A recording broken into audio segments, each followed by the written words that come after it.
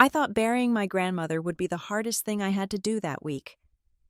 Then I drove past the Victorian house she promised me and saw the windows were bare. My sister, Lauren, held my hand at the service and told me we were in this together, but the county records told a different story. The deed had been transferred 20 days ago, and the signature on the bottom line looked exactly like mine. The flight into Boston was bumpy, the kind of turbulence that usually made me grip the armrest until my knuckles turned white. But I hardly felt it. Grief has a way of insulating you, wrapping you in a thick, woolly layer of numbness that dulls the sharp edges of the world.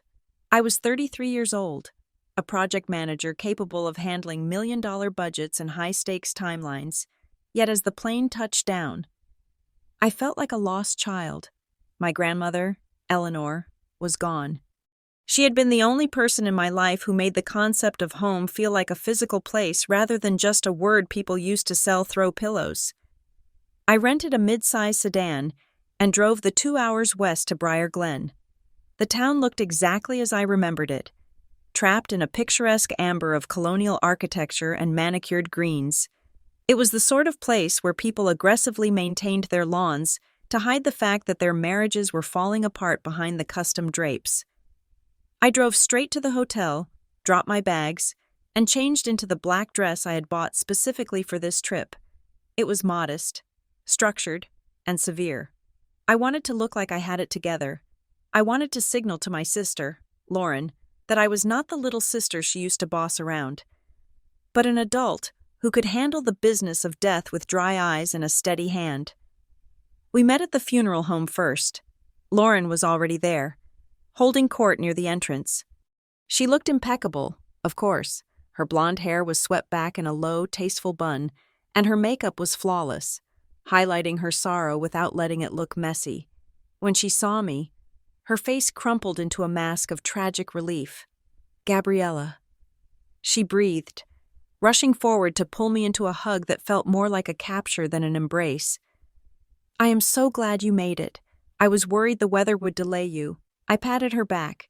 Stiffly, "I am here. Lauren, how are you holding up?"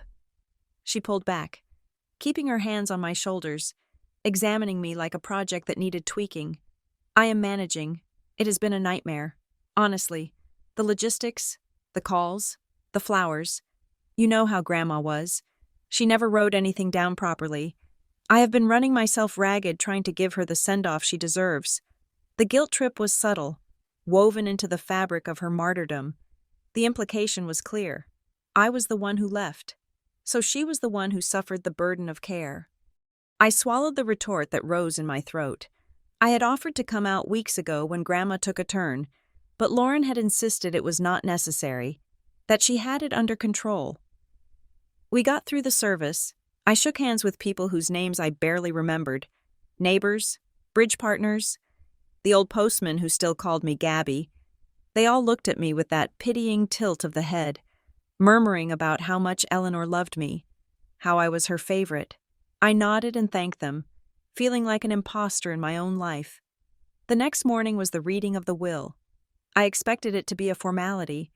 Grandma had told me for years, explicitly and verbally, that the house on Elm Street was mine. She knew I loved that Victorian monstrosity with its wraparound porch and the attic that smelled of cedar and lavender. Lauren was to get the stocks and the jewelry, which suited her perfectly. Lauren liked liquid assets. I liked roots. We met at the law office of Mr. Henderson, a man who had been handling my family's legal affairs since before I was born. His office was a cramped, wood-paneled room that smelled of stale coffee and lemon polish. Mr. Henderson looked older than I remembered, his skin papery and gray. He sat behind his massive mahogany desk, shuffling papers with a nervous energy that made me uneasy. He did not look me in the eye when we sat down. Lauren sat next to me, crossing her legs elegantly. She reached into her oversized designer bag and pulled out a bottle of water. Taking a tiny sip, "Shall we begin?" she asked, her voice cool and pleasant. "Mr. Henderson cleared his throat. "Yes, of course." He began to read. It was standard legal boilerplate at first. I zoned out, watching a dust mote dance in a beam of sunlight. waiting for the part about the house. He listed small bequests to charities, the distribution of personal effects, and then he moved to the residual estate. And to my granddaughter, Lauren Brooks, I leave the entirety of my investment portfolio, my vehicle, and the contents of the safe deposit box at First National. He paused. I waited. And that is it? I asked, my voice sounding loud in the small room. Mr. Henderson shifted in his chair. Yes, Gabriella, the remainder of the estate is to be divided equally after debts and taxes. I frowned, leaning forward. What about the house?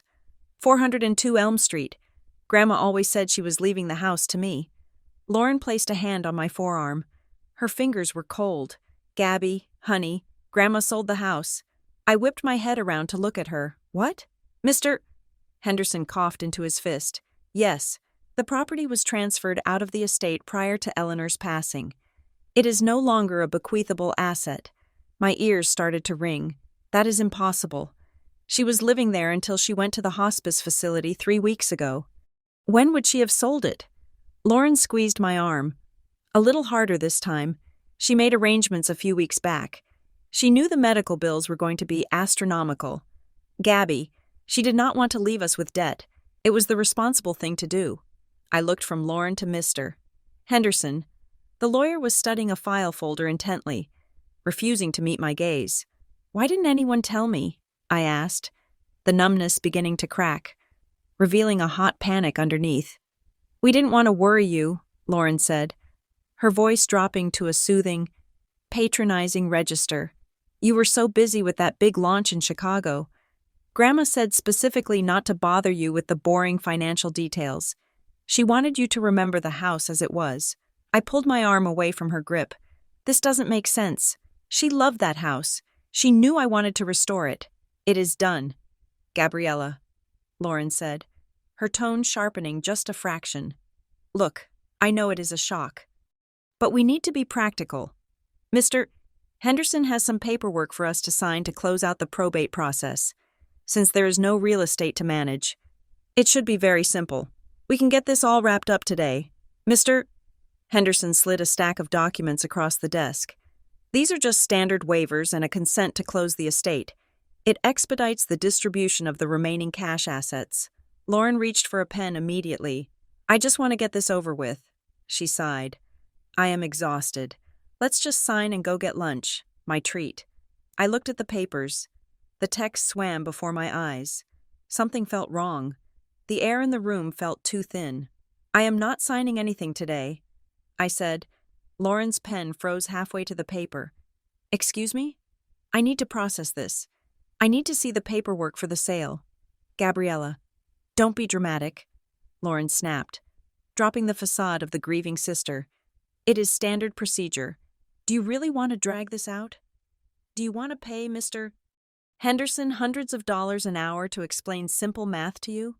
I stood up, my legs shaking. I will come back tomorrow. I am not signing. I walked out of the office before either of them could stop me. I could feel Lauren's glare burning a hole in my back. I got into my rental car and just drove. I didn't have a destination until I found myself turning onto Elm Street. I needed to see it. I needed to see the physical proof that my inheritance was gone. The house stood on a corner lot. A grand old Victorian painted a soft yellow with white trim. But as I pulled up to the curb, I saw the changes immediately. The overgrown lilac bushes Grandma loved had been ripped out, replaced by generic, tidy landscaping mulch. The curtains were gone from the windows, leaving the house looking skull-like and vacant. I parked and walked up the driveway. There was a dumpster in the side yard, filled to the brim with debris. I peered over the edge and felt a punch to the gut. It wasn't just trash, it was Grandma's life. I saw the splintered remains of her favorite rocking chair. I saw rolls of her distinctive floral wallpaper that had been stripped from the walls. I walked up the porch steps and tried the door, locked. I peered through the front window. The interior was unrecognizable. The walls had been painted a sterile, flipping house gray. The antique sconces were gone, replaced by cheap, modern fixtures. The furniture was missing, replaced by a few cardboard pieces. fake sofas and tables used for staging. Well, hello there. I jumped and turned around. Mrs. Gable, the neighbor from next door, was standing at the edge of the lawn, holding a garden trowel. She was a woman in her 70s who missed nothing and reported everything. "Oh, Mrs. Gable, hi," I managed to choke out. "I didn't know you were in town." "Dear, I am so sorry about Eleanor. She was a saint. Thank you. I wanted to see the house." She nodded, looking at the structure with a critical eye. "They certainly moved fast. Didn't they? The crews have been here every day for 2 weeks. Shame about the lilacs. I told the new owner they were 50 years old, but he didn't seem to care." "The new owner?" I asked. "Do you know who bought it?" "No idea," she said, leaning on the fence, "but I saw the nice couple who toured it last month. Very flashy car. They came by twice with your sister." "My sister?" I repeated. "Lauren was here with the buyers?" "Oh yes. She seemed to be running the whole show, giving them the tour, pointing things out. I assumed she was handling it for you." My stomach turned over. Lauren had told me the house was sold to pay for medical bills, implying it was a desperate, last-minute decision made by Grandma. But tours, staging, that took time. That took planning. I excused myself and got back in the car. My hands were trembling so badly I had to grip the steering wheel to steady them. I pulled out my phone and searched for the County Registry of Deeds. It took me 10 minutes to navigate the clunky government website. But finally, I found the property record. Owner of record, BGM Holdings, LLC, date of transfer, October 2nd. I stared at the date. October 2nd. Grandma died on October 22nd. The deed had been recorded 20 days before she passed away. I scrolled down. Sale price, $300,000. I gasped. The house was worth at least $600,000 in this market. Maybe $7. It had been sold for half its value to a nameless limited liability company. I felt physically sick, the kind of nausea that comes not from illness, but from a sudden, violent reordering of reality. Lauren hadn't just helped Grandma sell the house. Lauren had engineered a theft. I drove straight to Lauren's condo. It was a sleek, modern place on the other side of town, filled with beige furniture and glass surfaces. I banged on the door until she opened it, still wearing her funeral black. "Gabriella? What is wrong with you?" she asked, looking at my flushed face. "You lied to me," I said, pushing past her into the living room. "Excuse me? You sold the house to an LLC for half its value 3 weeks before Grandma died. Mrs. Gable saw you giving tours. You were planning this while Grandma was on her deathbed." Lauren closed the door calmly. She didn't look frightened. She looked annoyed. "You are hysterical," she said, walking into the kitchen to pour herself a glass of wine. "I told you. Grandma wanted it sold. The market is soft. We needed cash fast for her care. The LLC was just the buyer. $300,000. Lauren, that is robbery. Who is BGM Holdings?" Lauren turned, leaning against the counter. "It is a local investment group. They buy properties as is. Grandma didn't want the hassle of inspections and repairs. She just wanted it done." "I don't believe you," I said, my voice shaking. "Grandma promised that house to me.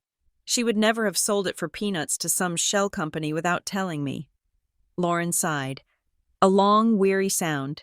"You know, this is exactly why she didn't want you involved. You are so emotional. You get attached to things. Grandma changed her mind. Gabriella. People do that. She realized that giving you that house would be a burden. The upkeep, the taxes. She was protecting you. Protecting me?" I laughed. A harsh, jagged sound. "By selling my inheritance for pennies?" "It wasn't your inheritance," she snapped, her voice finally rising. "It was her house. It was her asset. She could do whatever she wanted with it, and she chose to liquidate it. You need to stop making this about you and respect her final wishes." She took a sip of wine, her eyes cold over the rim of the glass. "Besides, I handled everything. The doctors, the hospice, the sale. I did the heavy lifting while you were playing executive in Chicago. You don't get to swoop in now and criticize how I managed the crisis." I looked at her, really looked at her. I saw the tightness in her jaw, the defensive set of her shoulders. She was lying. I knew it in my bones, but I also knew I couldn't prove it. Not yet. I am not signing those papers, I said quietly. Lauren rolled her eyes. Fine. Throw a tantrum. Delay the probate. It won't change anything. The house is gone. Gabby, get over it. I walked out. I didn't go back to the hotel. I went back to Elm Street. I still had my old key on my ring, a brass key that I had kept since college. I didn't think it would work. Surely the new owners had changed the locks, but I had to try. I parked down the block and walked up to the back door. The servant's entrance that led into the mudroom. I slid the key into the lock. It turned. The new owners had been sloppy. They had staged the front, painted the walls, but they hadn't changed the hardware on the back door. I slipped inside. The house smelled of paint and sawdust, a ghost of its former self. I walked through the empty kitchen, my footsteps echoing on the linoleum. I went into the library, Grandma's favorite room. The built-in bookshelves were empty. The desk was gone, but in the corner, pushed up against the wall, was Grandma's old sewing table. It was a battered piece of furniture, scratched and stained, likely deemed too worthless to move or steal. I ran my hand over the wood. I remembered sitting under this table as a child while Grandma sewed, listening to the hum of her machine. I pulled open the single drawer. It was empty, save for a few stray pins and a ball of lint. I felt a surge of despair.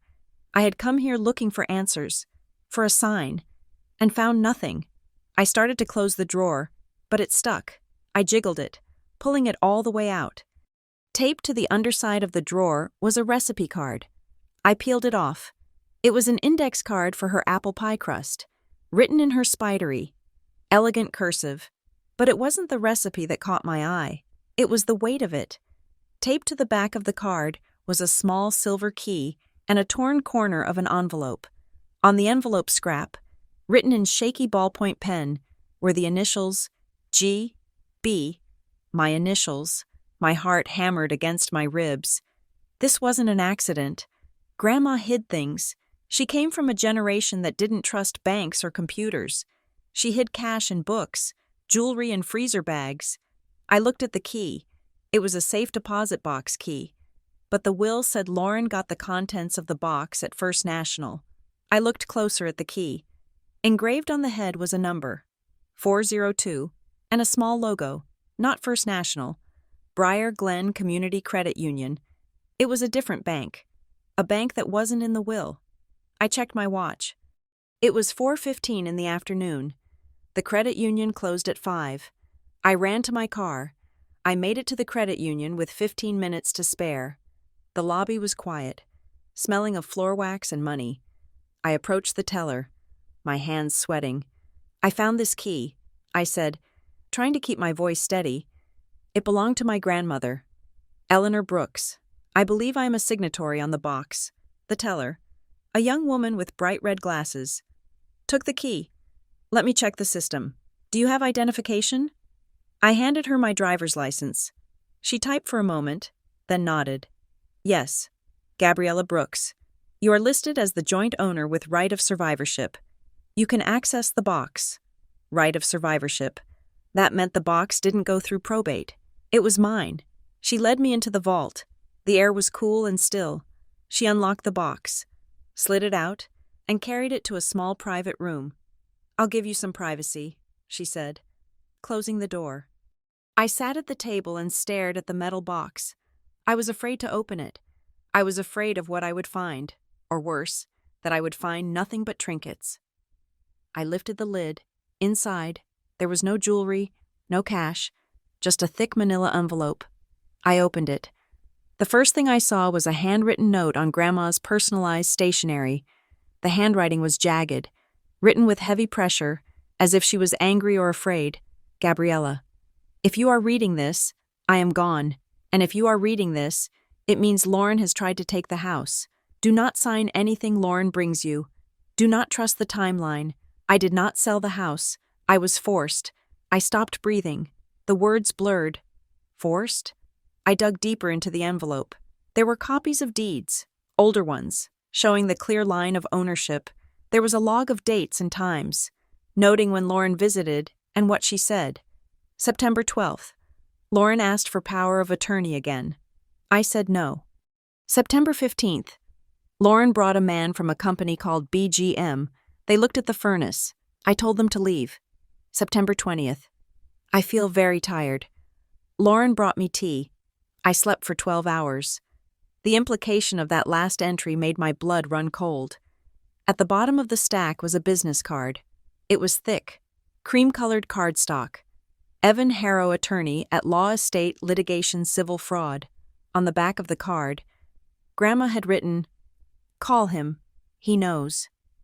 I sat there for a long time. The papers spread out before me like a map of a betrayal I hadn't wanted to believe was possible. My sister hadn't just been greedy. She had been predatory. She had taken advantage of a dying woman, our grandmother, and stripped her of her legacy. And she had looked me in the eye at the funeral and hugged me. I put the papers back in the envelope. I put the envelope in my bag. I was not leaving this here. I walked out of the vault, my legs feeling steadier than they had all day. The numbness was gone. The grief was still there. But it had changed shape. It was no longer a fog. It was a fuel. I walked into the lobby and pulled out my phone.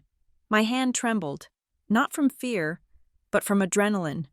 I dialed the number on the business card. It rang twice. Harrow Law.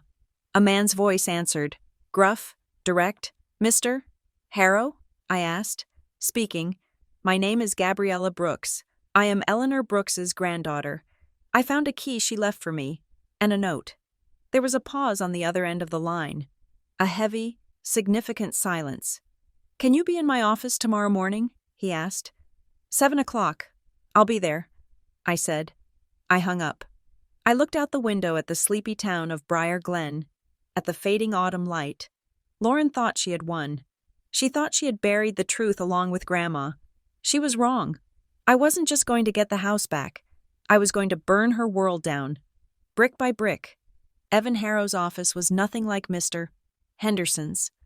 It was not tucked away in a sleepy colonial building with ivy climbing the brickwork. It was located in a glass-fronted complex near the county courthouse, a space that smelled of ozone and expensive cologne. There were no warm wood panels or dust motes dancing in the light. Everything was chrome, black leather, and sharp edges. I sat in a chair that was comfortable but rigid, watching Evan Harrow read the documents I had retrieved from the safety deposit box. He was a man in his late 40s, with salt and pepper hair cut aggressively short and eyes that seemed to be scanning for weakness rather than reading for content. He hadn't offered me coffee. He hadn't offered me condolences. He had simply taken the envelope, gestured for me to sit, and gone silent for 6 minutes.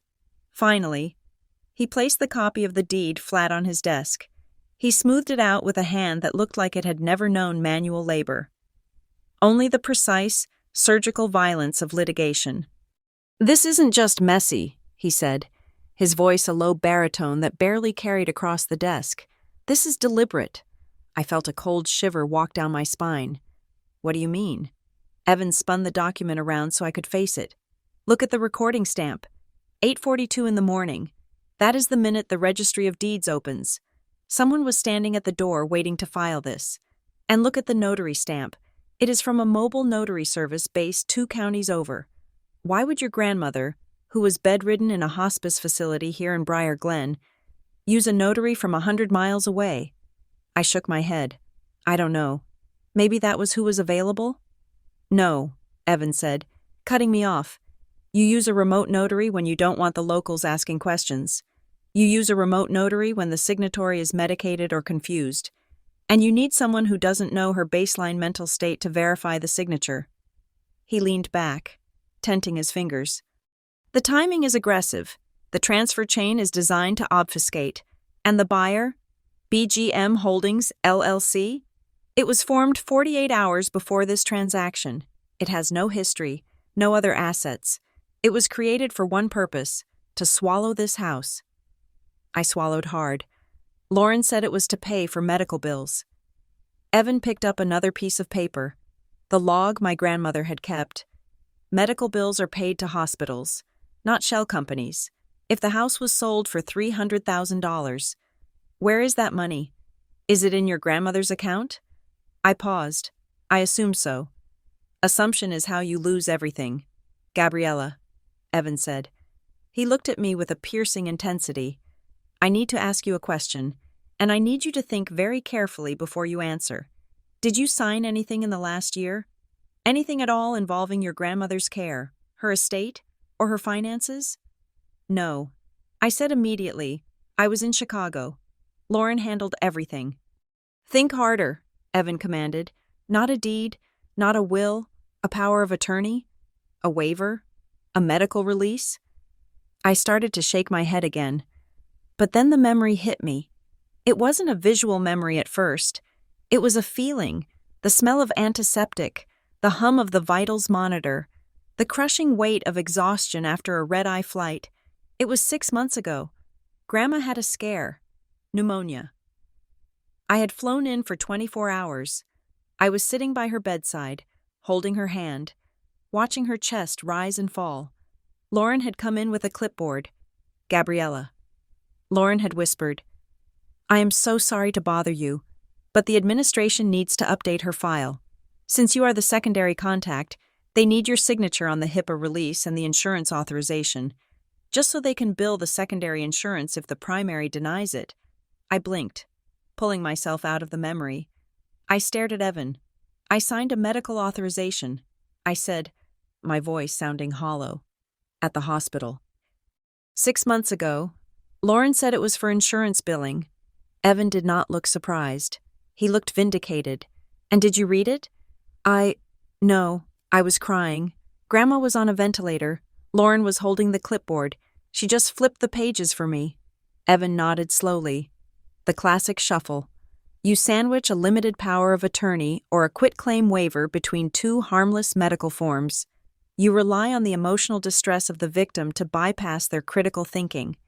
It is older than dirt, and it works every time. I felt like I was going to be sick. The betrayal was so intimate. Lauren hadn't just forged a signature. She had weaponized my love for our grandmother against me. She had used my grief as a smokescreen to rob me. So she used that signature to sell the house? I asked. Possibly, Evan said. Or she used it to sign a document waiving your right to contest the sale. We need to find out. He turned to his computer and began typing rapidly. The clicking of the keys was the only sound in the room. I am pulling the probate file now, he said. Let's see what Mr. Henderson has filed. He clicked a few more times, then stopped. His eyebrows drew together. Well, this is interesting. What? There are 2 wills listed in the index. Evan said, the first one was filed the day after your grandmother died. It matches the one you likely expected. The house goes to you. But it was withdrawn 24 hours later. Withdrawn? Can you do that? You can if you claim it was filed in error. Evan explained, his eyes scanning the screen. A second will was filed immediately after. This one is labeled Corrected Will and Testament. It is dated 3 weeks prior to her death. In this version, the specific bequest of the house is removed, and the residual clause is altered to favor the executor. Lauren. I leaned forward, trying to see the screen, but Grandma was in hospice 3 weeks before she died. She was on heavy morphine. She couldn't have drafted a new will. Evan pointed to the screen. Look at the witnesses. I squinted. The signatures were scrawls. Jennifer Tate and Marcus Cole. I don't know those names. I said, I do. Evan said darkly. Jennifer Tate is a receptionist at the title company that handled the sale. Marcus Cole is a notary who works out of his trunk. These aren't family friends or nurses. These are hired guns. He stood up abruptly. We are not waiting. If we wait, that money disappears, and that house gets leveled. Leveled? I repeated. Evan grabbed his suit jacket from the back of his chair. BGM. Holdings isn't a landlord. They are a renovation front. In this neighborhood, the land is worth more than the structure if you want to build condos. They don't want the Victorian. Gabriella. They want the dirt. I stood up, panic flaring in my chest. They can't tear it down. It's a historic home. Unless they get a permit claiming it is structurally unsound, Evan said, opening the door. Which is easy to buy if you know the right inspector. Come on, we are going to the title company. We drove in Evan's car, a black sedan that smelled of new leather. He drove with the same aggressive precision he used to speak. The title company, Prestige Title Escrow, was located in a strip mall on the edge of town, sandwiched between a dry cleaner and a vape shop. It was a low-rent operation for a $300,000 transaction, which Evan noted with a disdainful sniff as we walked in. The reception area was empty except for a young woman sitting behind a high counter. She was scrolling on her phone, chewing gum. When she looked up and saw Evan, the gum stopped moving. "Can I help you?" she asked, her voice tight. Evan placed his business card on the counter. It landed with a heavy, deliberate snap. Evan Harrow, representing the estate of Eleanor Brooks and the interests of Gabriella Brooks. I need to speak with the branch manager, now. The girl looked at the card, then at me. Her eyes widened. She recognized the name Brooks. I will see if he is in, she stammered. She didn't pick up the phone. She stood up and practically ran into the back office. She knows, I whispered to Evan. Everyone knows. Evan said, not lowering his voice. They just hope no one asks. A moment later, a man in a cheap blue suit emerged. He had a sheen of sweat on his upper lip and a smile that didn't reach his eyes. "Mr. Harrow," he said, extending a hand that Evan ignored. "I am Gary Polson, the manager. How can we help you?" "I want the closing file for 402 Elm Street." Evan said, "The full file, not the summary. I want the wire transfer receipts, the identity verification logs, and the wet ink originals of the deed." Mr. Polson laughed nervously. "Well, that is highly irregular. We can't just hand over client files without a subpoena. Privacy laws. You understand. The client is the estate," Evan said, stepping closer. "My client is the beneficiary of that estate. She has every right to see the file, unless, of course, you have something to hide." Mr. Polson stiffened. "We ran a clean close. Mr. Harrow, everything was verified. The seller provided all necessary documentation. Show me the verification log," Evan demanded. "Show me the copy of Eleanor Brooks' driver's license. Show me the photo of her signing the deed. You are required by state law to retain those for 7 years. Mr. Polson shifted his weight. "It is archived off-site. I can't produce it on the spot." Evan leaned over the counter. His voice dropped to a whisper that was terrifyingly clear. "If I find out that you facilitated a fraudulent transfer of a deed from a dying woman, Gary, I won't just sue your company. I will go after your bond. I will go after your license. And I will personally make sure you never notarize a dog license in this state again." Mr. Polson turned pale. He looked at me, his eyes pleading for a softer approach, but I stared back with stone-cold silence. I will check the digital archives." Polson muttered, "Give me an hour. You have 30 minutes. Evan said. We walked out to the parking lot. Evan didn't get in the car. He paced, checking his phone. "He is stalling," Evan said. "He is calling whoever paid him off. What do we do?" I asked. "We go on the offensive." Evan tapped his screen. "My investigator just sent me a pull on BGM Holdings. The principal behind the LLC is a man named Silas Vane. The name meant nothing to me." "Who is he?" "He is a flipper," Evan said, "but he is a specific kind of flipper.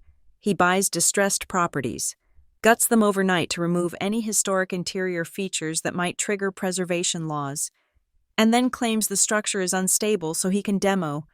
My stomach dropped. Grandma's woodwork, the stained glass. "We need to stop him," I said, grabbing Evan's arm. "We need an injunction." Evan agreed. "I am going to draft an emergency motion for a temporary restraining order. I will file it within the hour. It will freeze the property. No work, no transfers, no demolition." He looked at me. "But you need to do something for me. Gabriella, anything. I need you to rattle the cage." He said, "Confront your sister. Tell her you have counsel. Tell her you know about the fake will." "Why?" I asked. "If we tell her, Won't she cover her tracks? She is already covering them, Evan said. I want her to panic. People who panic make mistakes. They make phone calls they shouldn't. They say things they shouldn't. I want you to scare her. I nodded. I can do that. I drove to the bistro where Lauren liked to hold court. It was the kind of place that served $19 salads and watered-down mimosas. I knew she would be there. It was lunchtime, and Lauren couldn't survive a day without being seen. I found her at a corner table, picking at a Cobb salad.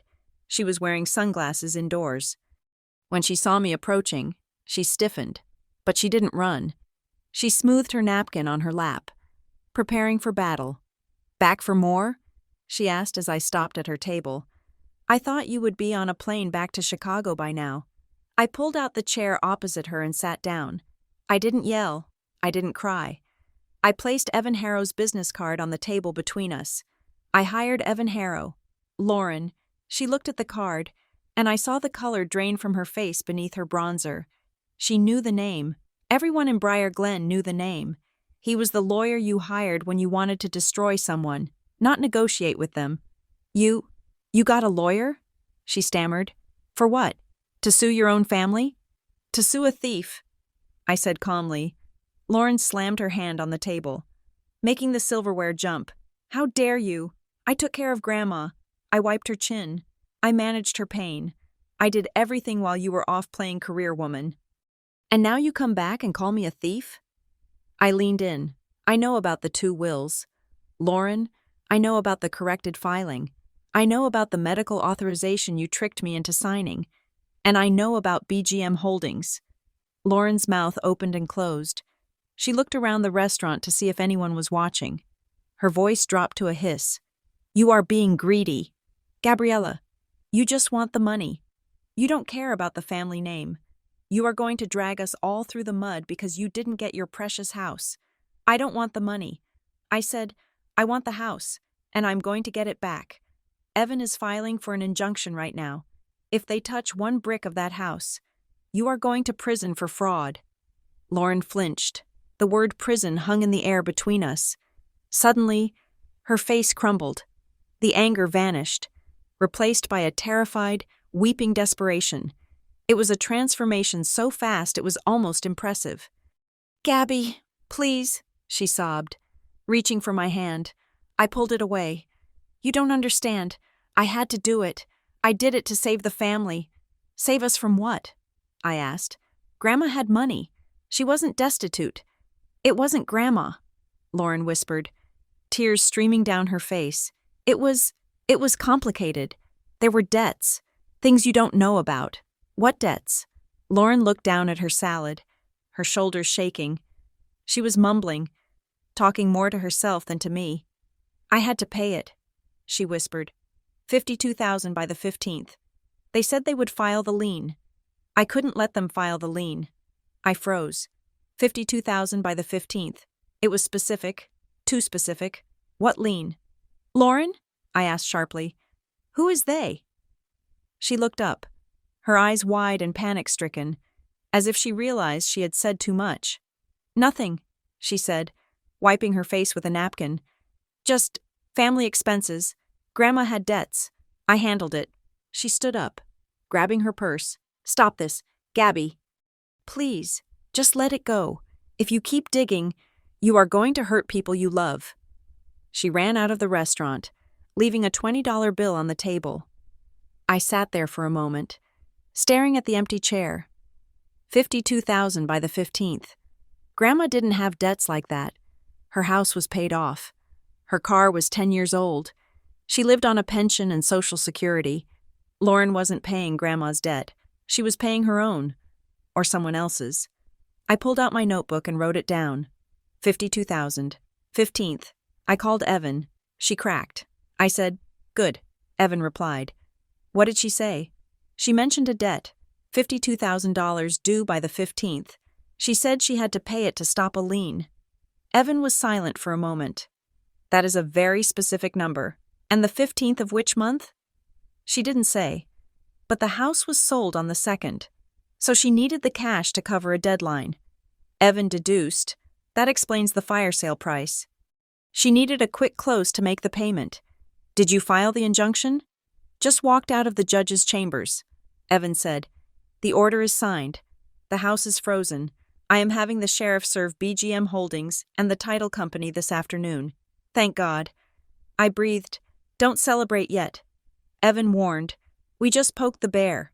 If Lauren is into someone for 50 grand, and she used the house to pay it, that money is already gone, which means BGM Holdings paid for a house they can't touch, and Lauren can't refund them. This is about to get very ugly. Go back to your hotel. Gabriella, lock the door. Do not speak to anyone but me. I went back to the hotel. The room felt smaller than before. The silence was heavy. I checked the door lock 3 times. I sat on the edge of the bed, feeling the exhaustion finally catch up to me. My phone buzzed. It wasn't a call. It was a notification from my cloud backup. Unheard voicemail from August 14th. I frowned. August. That was months ago. I must have missed it when I was in a meeting, and it got buried in the folder. I pressed play. Grandma's voice filled the room. It was weak, breathy, but undeniably her. Gabriella. It's Grandma. I wanted to hear your voice. I know you're busy with the big work project. She paused. I could hear the background noise of the hospice facility, the hum of machines. I wanted to tell you. The key is in the sewing table. Just in case. Another pause. A long one. I heard her take a shaky breath. Be careful. Honey, the wolves come in sheep's clothing. Sometimes they wear our own faces. I love you. The message ended. I sat there, the phone cold in my hand. The wolves come in sheep's clothing. Sometimes they wear our own faces. She wasn't talking about strangers. She was talking about Lauren. She knew, even back in August. She knew. I replayed the message. The key is in the sewing table. She had left me a map. She had left me a weapon. I walked to the window and looked out at the parking lot. The sun was setting, casting long, dark shadows across the asphalt. I thought about Evan's warning. This is about to get very ugly. I wasn't afraid anymore. I was angry. And I had the one thing Lauren didn't have. I had the truth. And I had Grandma's voice, warning me from the grave. I saved the voicemail to 3 different locations. Then I sent a copy to Evan. Found this? I typed, She knew. Evan replied instantly, Keep it safe. We go to war in the morning. The judge's gavel did not bang. In the movies, it always bangs. A sharp, wooden crack that signals the end of the conflict in the hushed courtroom of the Briar Glen Municipal Building. Judge Harrison simply signed a piece of paper, handed it to the clerk, and peered over his reading glasses at the attorneys. The temporary restraining order is granted, he said, his voice flat and administrative. The property at 402 Elm Street is to remain in its current state. No demolition, no construction, no transfer of title until the evidentiary hearing. We are frozen in place. Counselors. I let out a breath I felt like I had been holding for 48 hours. My hands were clasped so tightly in my lap that my fingers were numb. I looked at Evan Harrow. He was already packing his briefcase, his face unreadable. We walked out of the courtroom and into the wide, echoey hallway. The attorney for BGM Holdings, a man named Mr. Sterling who wore a suit that cost more than my first car, brushed past us without a word. He looked annoyed, like someone who had been inconvenienced by a traffic ticket, not someone who had just lost a major motion. We won. I whispered, feeling a smile try to break through the exhaustion on my face. Evan, we stopped them. Evan stopped walking. He turned to me, and the look in his eyes killed my smile instantly. We did not win. Gabriella. We just bought time, and we just made them very, very angry. But the judge put a pause button on a demolition project that is costing them money every single day. Evan cut in. BGM. Holdings isn't a charity. They have investors. They have timelines. Every day that house sits there standing is a day they are losing thousands of dollars in interest and opportunity costs.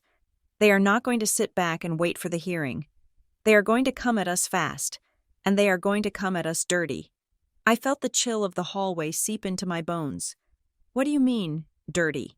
I mean they are going to try to break you, Evan said, starting to walk again. They will look for dirt on you. They will pressure your sister. They will try to bankrupt the estate with motions. This was the easy part.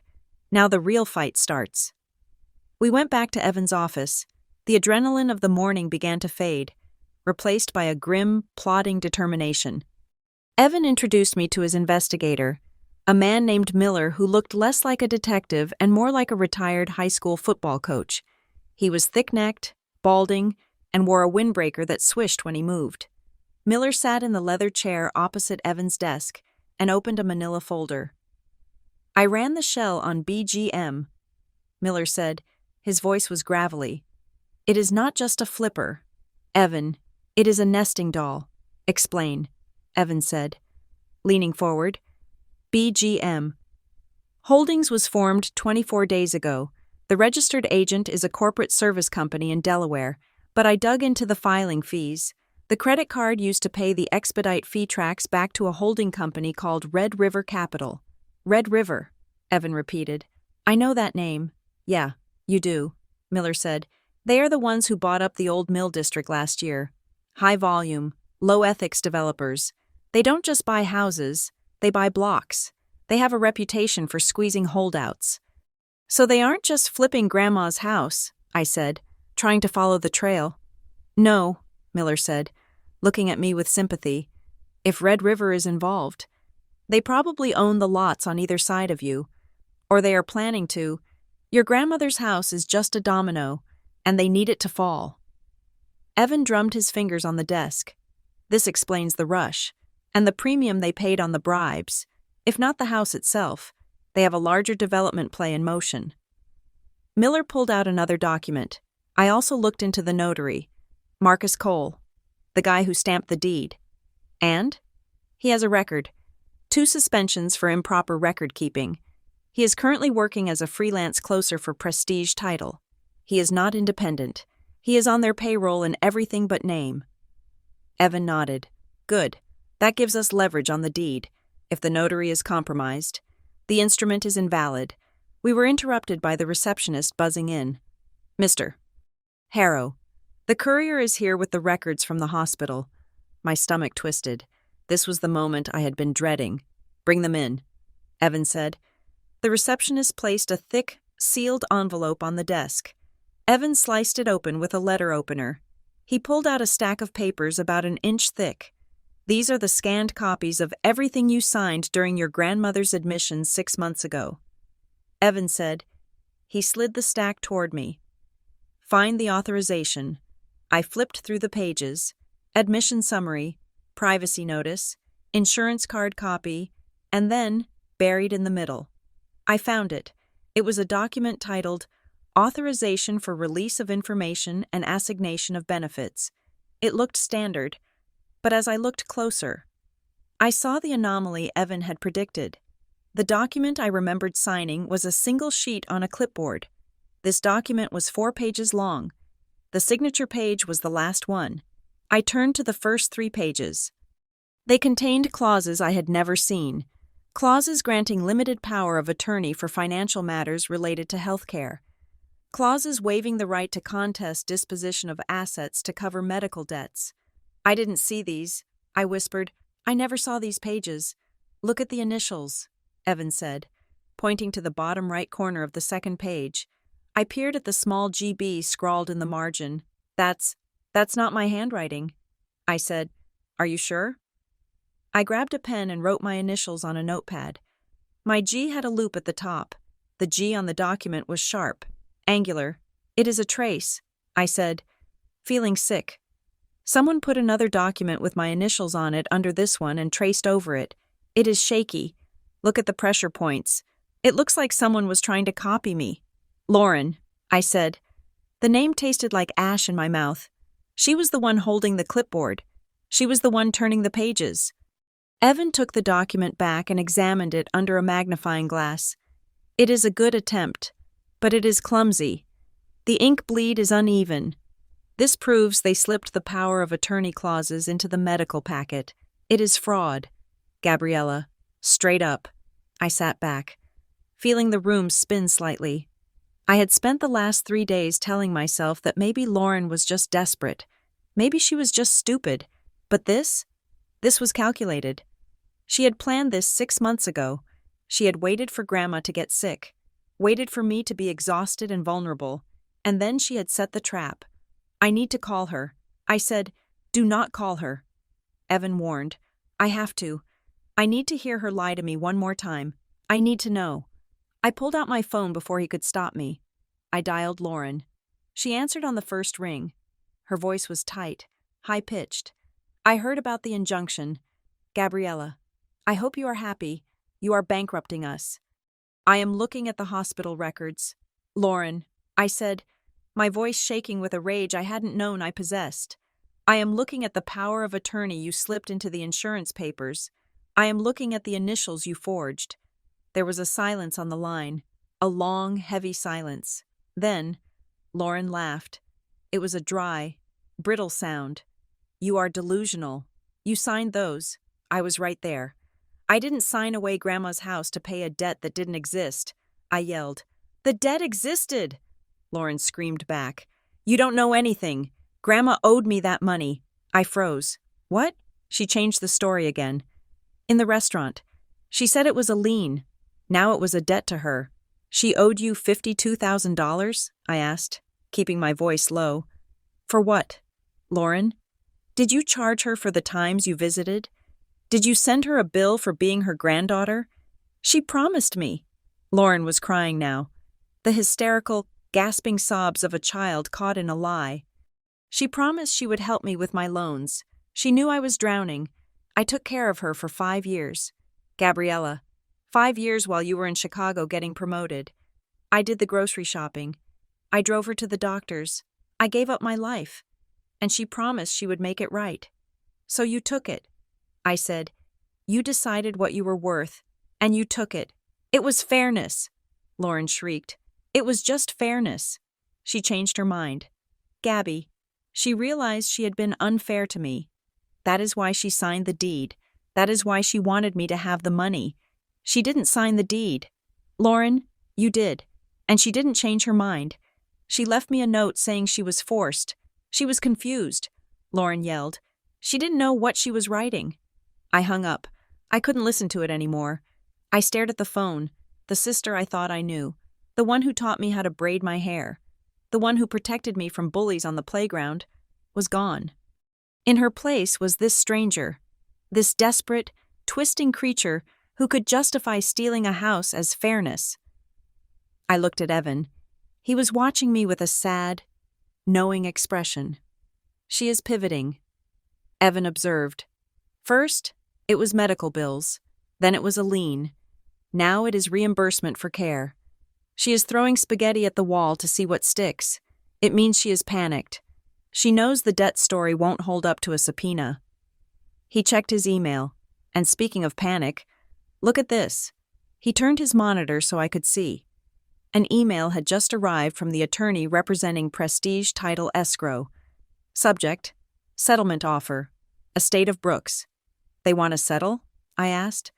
Evan read the email aloud, without admitting liability. Prestige Title is willing to offer the sum of $20,000 to the estate of Eleanor Brooks to resolve all claims regarding the notarization of the deed dated October 2nd. This offer is contingent on a full non-disclosure agreement. $20,000, I scoffed. That is an insult. It is not a settlement, Evan said. It is hush money. They know their notary is exposed.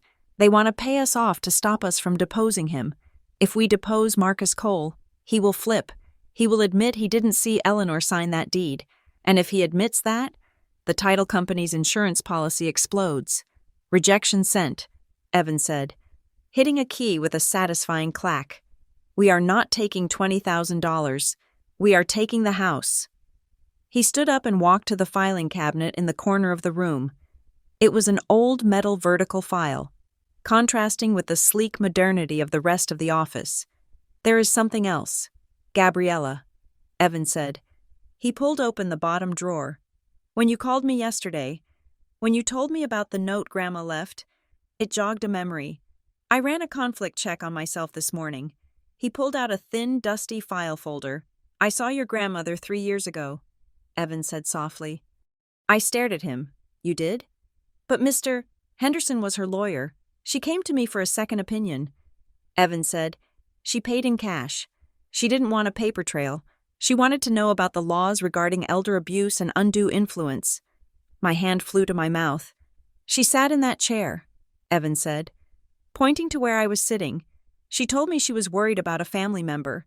She didn't name names. She just said, I have a grandchild who loves me. But she loves money more, and she is getting aggressive. I felt tears prick my eyes. Grandma knew. She had known for years. Why didn't she do anything? I asked, my voice trembling. Why didn't she change the will then? Why didn't she lock Lauren out? Because she was a grandmother, Evan said gently. She asked me what would happen if she reported the coercion. I told her it would likely result in criminal charges. She cried. She said she couldn't be the one to send her own flesh and blood to jail. So she left. She never came back. He placed the file on the desk.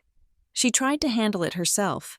Evan said, she tried to manage Lauren. She thought she could keep the peace and protect the house at the same time. She underestimated how far Lauren would go. I reached out and touched the folder. I felt a wave of crushing love for my grandmother, followed by a tidal wave of heartbreak. She had spent her final years walking on eggshells in her own home, afraid of the granddaughter she had helped raise, yet loving her too much to stop her. We are going to finish what she started. I said, we are going to protect the house, and we aren't going to worry about the fallout. That afternoon, I went back to the neighborhood. I couldn't go into the house, but I needed to be near it. I parked on the street and walked up and down the sidewalk. Looking at the Victorian that had been the center of my universe, the stop work order was taped to the front door in bright orange. The dumpster was still there, full of debris. Excuse me, miss? I turned. A man was standing on the porch of the house 2 doors down. He was holding a rake. It was Mr. Rossi, a retired teacher who used to give me butterscotch candies when I was a kid. Mr. Rossi, I said. It is Gabriella Brooks. He squinted, then smiled. Gabriella? My goodness, I heard about Eleanor. I am so sorry. Thank you, I said. He leaned on his rake. I saw the orange sticker. Are you fighting them? I nodded. I am. Good, he said fiercely. Someone needs to... That sister of yours. He trailed off, shaking his head. What about her? I asked. Mr. Rossi looked around, then lowered his voice. I don't want to speak ill of family, but I saw things. Toward the end. What did you see? About a week before the ambulance took Eleanor away for the last time. Mr. Rossi said, I was out here sweeping the walk. A car pulled up. Big black sedan. New York plates. New York? I repeated. Lauren lives here. This wasn't Lauren. Mr. Rossi said, it was a man. Tall, wearing a suit that looked too shiny. He went up to the porch. Lauren came out. They argued, loudly. Did you hear what they said? I heard him say, time is up, Lauren. And I heard her say, I need 2 more weeks. Just give me 2 weeks. My pulse quickened. Time is up. Then what happened? He grabbed her arm. Mr. Rossi said, just for a second. It looked unfriendly. Then he let go, got in his car, and drove off. Lauren sat on the porch steps and cried for 10 minutes. I asked her if she needed help, and she told me to mind my own business. I thanked Mr. Rossi and walked back to my car. My hands were shaking again. A man in a cheap suit, New York plates. Time is up. This wasn't about student loans. This wasn't about credit card debt. This was something darker. $52,000 was a specific number, but it wasn't a bank number. It was a street number. Lauren had borrowed money from the wrong people. And when she couldn't pay, she gave them the only thing she had access to, Grandma's house. I called Evan from the car. We have a shark. I said, what do you mean? Mr. Rossi, the neighbor, saw a man threatening Lauren on the porch a week before Grandma died. New York plates. He said, time is up. That tracks. Evan said, I have been looking at the property tax records while you were out. I found another anomaly. What is it? The property taxes on the house were 2 years in arrears. Evan said. Grandma had fallen behind. About $8,000. I didn't know that. I said, feeling a pang of guilt. Well, someone paid them. Evan said, on September 30th, 2 days before the sale to BGM Holdings. Did Lauren pay them? No, Evan said. That is the interesting part. It was paid via a wire transfer from an account called Apex Solutions. Who is Apex Solutions? I don't know yet, Evan said. But I am willing to bet my license that if we pull the corporate registry on Apex Solutions, we will find a link to the man in the cheap suit. They paid the back taxes to clear the title so the sale to BGM would go through smoothly. They were greasing the wheels. So Lauren didn't just sell the house. I realized she didn't even control the sale. They did. They prepped the house for theft. Exactly, Evan said. Lauren is not the mastermind. Gabriella. She is the vehicle. She is the desperate pawn they used to get inside. I felt a sudden, terrifying clarity. We weren't just fighting a greedy sister. We were fighting a criminal enterprise that preyed on families in distress. Be careful, Gabriella, Evan said, his voice dropping an octave. If these people are pressuring Lauren for $50,000, and we just froze the asset they were using to recoup that money, they are going to be looking for a new leverage point. Like what? Like you? I hung up and drove back to the hotel. The sun had gone down, and the town of Briar Glen, usually so comforting, now felt full of shadows. I got to my room and locked the door. I put the chain on. I propped a chair under the handle. It felt paranoid, but I couldn't shake the image of the man grabbing Lauren's arm. My phone dinged. I looked at the screen. It was a text message. The number was blocked. Sender. Unknown. I opened it. Stop digging. The house isn't the only thing you'll lose. My heart stopped. The phone felt like a live grenade in my hand. Fear, cold and sharp, washed over me. They knew my number. They knew I was digging. They were watching. My thumb hovered over the screen. I didn't think. I just reacted. I wanted the threat gone. I wanted to erase the presence of these people from my life. I swiped left. Delete conversation. Are you sure? Yes. The message vanished. I sat there, breathing hard, staring at the empty inbox. Then, the realization hit me. I had just deleted evidence. I grabbed the phone, trying to undo it, but it was gone. I had panicked. Just like Lauren. I called Evan. I got a text. I said, my voice trembling. What did it say? Evan asked instantly. It said, stop digging. The house isn't the only thing you'll lose. Screenshot it, Evan ordered. Send it to me immediately. We will attach it to the affidavit for the hearing. It proves intimidation. I can't, I whispered. Why not? I deleted it. There was a silence on the line. A silence so loud it hurt my ears. You did what? Evan asked, his voice very quiet. I panicked. I said, I just wanted it off my phone. I was scared.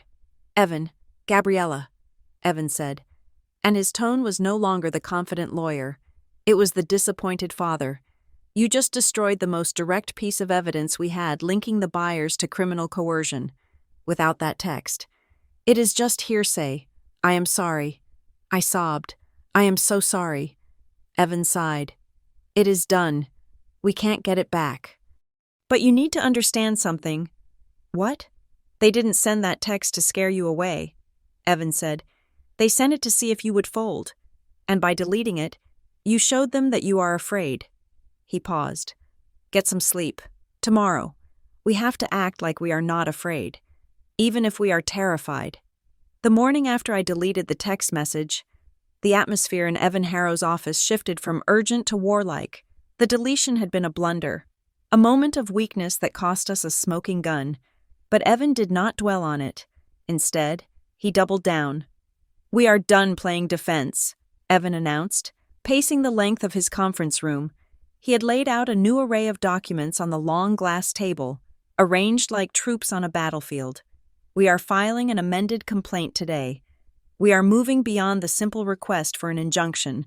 We are alleging civil conspiracy, fraud in the inducement, and unjust enrichment." He slid a document toward me. It was thick, heavy with the weight of its accusations. "Read the header," he instructed. I looked at the bold text at the top of the page. Gabriella Brooks, plaintiff, versus Lauren Brooks, BGM Holdings, LLC, and Prestige Title Escrow, defendants. I felt a wave of nausea roll through my stomach. Seeing my name pitted against my sister's in black and white made it real in a way that the arguments and the shouting had not.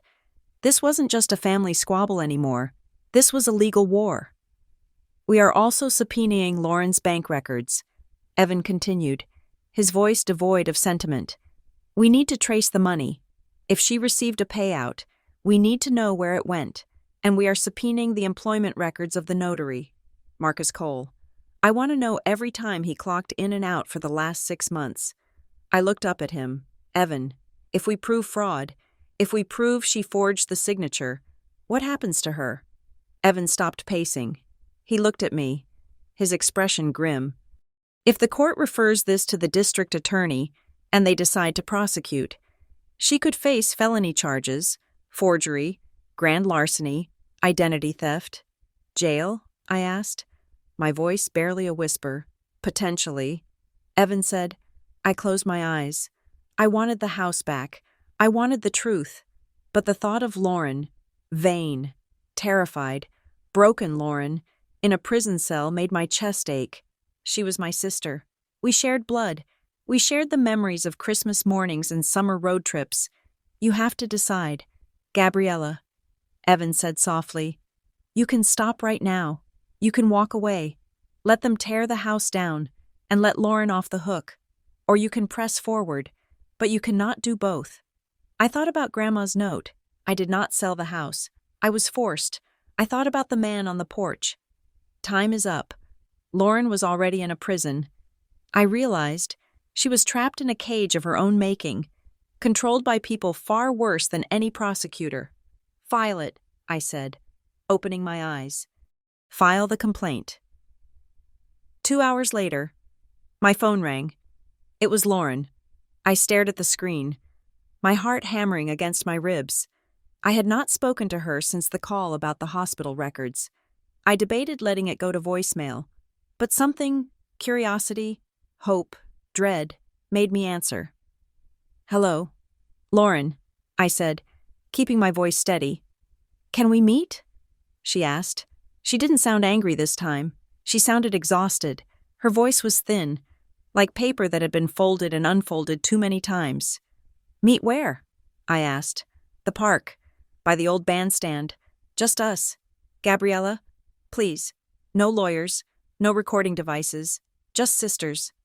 I hesitated. Evan would tell me to say no. He would tell me it was a trap. "I need to explain," Lauren said, her voice cracking. "Please, before you destroy me completely, I will meet you," I said, "in an hour." I hung up. Then, I immediately downloaded a voice recording app on my phone. I felt a pang of guilt for the deception, but I pushed it down. Lauren had forfeited the right to my blind trust the moment she signed my name to a deed. The bandstand was a relic of Briar Glen's past. A white gazebo with peeling paint that sat in the center of the town common. It was a gray, blustery day, the kind of New England autumn weather that felt like a prelude to winter. The park was empty, save for a few people walking their dogs in the distance. Lauren was sitting on the steps of the gazebo, wrapped in a camel hair coat that looked too expensive for the occasion. She was wearing sunglasses, even though there was no sun. As I approached, she stood up. She didn't offer to hug me. She just stood there, her hands shoved deep into her pockets. "Thank you for coming," she said. I stayed on the grass, a few feet away. I tapped the record button on my phone inside my pocket. "What do you want to tell me?" "Lauren?" I asked. She took a deep breath, the air misting in front of her face. "I signed it," she said. The admission hung in the air between us, simple and devastating. "You signed the deed?" I asked. "No," she said quickly. "Not the deed. I didn't sign the deed." "Gabriella, I signed an agreement with the investors. A bridge loan agreement. A bridge loan? Yes. I needed the money. $52,000. I told you that. I was desperate. I had personal liabilities. Gambling, I guessed. Drugs? She shook her head violently. No, just bad investments. I trusted the wrong people. I got over-leveraged, and they were calling in the debts. They were going to take my condo. Gabriella. They were going to report me to the licensing board. I would have lost my real estate license, my career, everything. So you used Grandma's house as collateral. I said, I thought it was just a loan, she cried, taking a step toward me. A friend, a family friend. He told me he knew some private lenders. He said they could float me the cash, and I could use the equity in Grandma's house as security. He said we would have 6 months to pay it back after the estate settled. I thought I would have time to sell the house properly, pay them back, and still have plenty left over for you. Who is this family friend? I asked. Arthur. She said, Arthur Penhaligon. You remember him? He used to come to the 4th of July parties years ago. The name sparked a faint memory, a heavy-set man with a loud laugh and a smell of cigars. He had been one of those peripheral figures in our childhood, a friend of our father's who drifted in and out. Arthur Penhaligon. I repeated. He set this up? He said he wanted to help, Lauren said, wiping her nose with a tissue. He introduced me to the people at BGM. He said they were creative financiers. He brought the papers to the hospital. To the hospital? I asked, my blood running cold. You signed loan documents at the hospital? He said it was the only way to fast-track the funds, Lauren whispered. He said we needed Grandma's consent to leverage the property, but she was out of it. She was sleeping all the time, so you signed for her. I said. Lauren looked down at her boots. Arthur said it was fine. He said since I was the executor in the new will, I had the authority. He said it was just a technicality. The new will. I said, the one where you get everything. I didn't want everything, Lauren insisted, looking up at me with pleading eyes. I just needed the control to get the loan. Arthur said we had to update the will to make me the sole beneficiary so the lenders would feel secure. He brought the witnesses. He handled everything. I just went along with it because I was drowning. Gabriella. Can't you understand that? I was drowning. I looked at her. Really looked at her. I saw the fear etched into the lines around her mouth. I saw the shame burning in her cheeks. She wasn't a criminal mastermind. She was a fool. A desperate, vain, gullible fool who had been played by professionals. But there was one question that still haunted me. One question that cut deeper than the fraud. Why didn't you tell me? I asked, my voice cracking. Why didn't you call me? Lauren, I have savings. I have a job. If you needed $50,000, I would have found a way. We could have figured it out. Why did you steal from Grandma instead of asking me for help? Lauren flinched as if I had slapped her. She turned away, looking out at the empty park. Because you are you, she said bitterly. What is that supposed to mean? You are Gabriella the Perfect, she said, spitting the words out. You went to the better college. You got the big job in the city. You are the responsible one, the one Grandma was always bragging about. Gabriella is doing so well. Gabriella is so independent.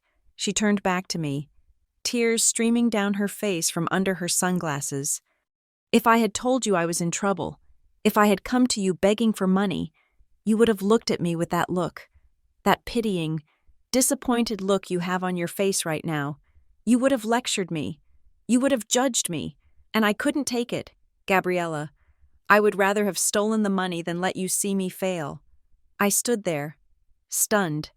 The truth of her words hit me like a physical blow. It was pride. It was simple, stupid, toxic sibling rivalry. She had destroyed our family's legacy because she couldn't bear to be the little sister who needed saving. I recognized the truth in it. I knew that look she was talking about. I knew I had given it to her 1,000 times. I am sorry you felt that way, I said softly, but feeling judged is not a reason to commit fraud. Lauren, you signed a deed, not a loan, a deed. I didn't know, she wailed. Arthur said it was a lien deed. He said it just held the title until the repayment. There is no such thing as a lien deed. Lauren, I said, you sold the house. You sold it for $300,000. Where is the rest of the money? Lauren went pale. There was no rest of the money. She whispered, What? The loan was for $52,000, she said. That is all they gave me. They said the rest, the $300,000, was just a paper figure for tax purposes. They said no cash changed hands for the balance. I closed my eyes. They had stolen a $600,000 house for $52,000. It was a massacre. Arthur Penhaligon lied to you. Lauren, I said, he works with them. He served you up to them on a platter. No, Lauren said, shaking her head. Arthur is a friend. Arthur is a predator. I said, and you need to tell Evan everything. You need to come to his office and sign an affidavit. I can't, Lauren cried. If I admit I signed the will, if I admit I forged the medical papers, I will lose my license. I will go to jail. You have to stop the lawsuit. Gabriella, please, just let the house go. It is just a building. Don't send your sister to prison over a building. It is not just a building, I said, stepping closer. It is the only thing Grandma had left, and you gave it to monsters because you were too proud to ask for help. I turned and walked away. Gabriella! Lauren screamed after me. Gabriella, don't do this. I didn't look back. I kept walking until I was out of the park.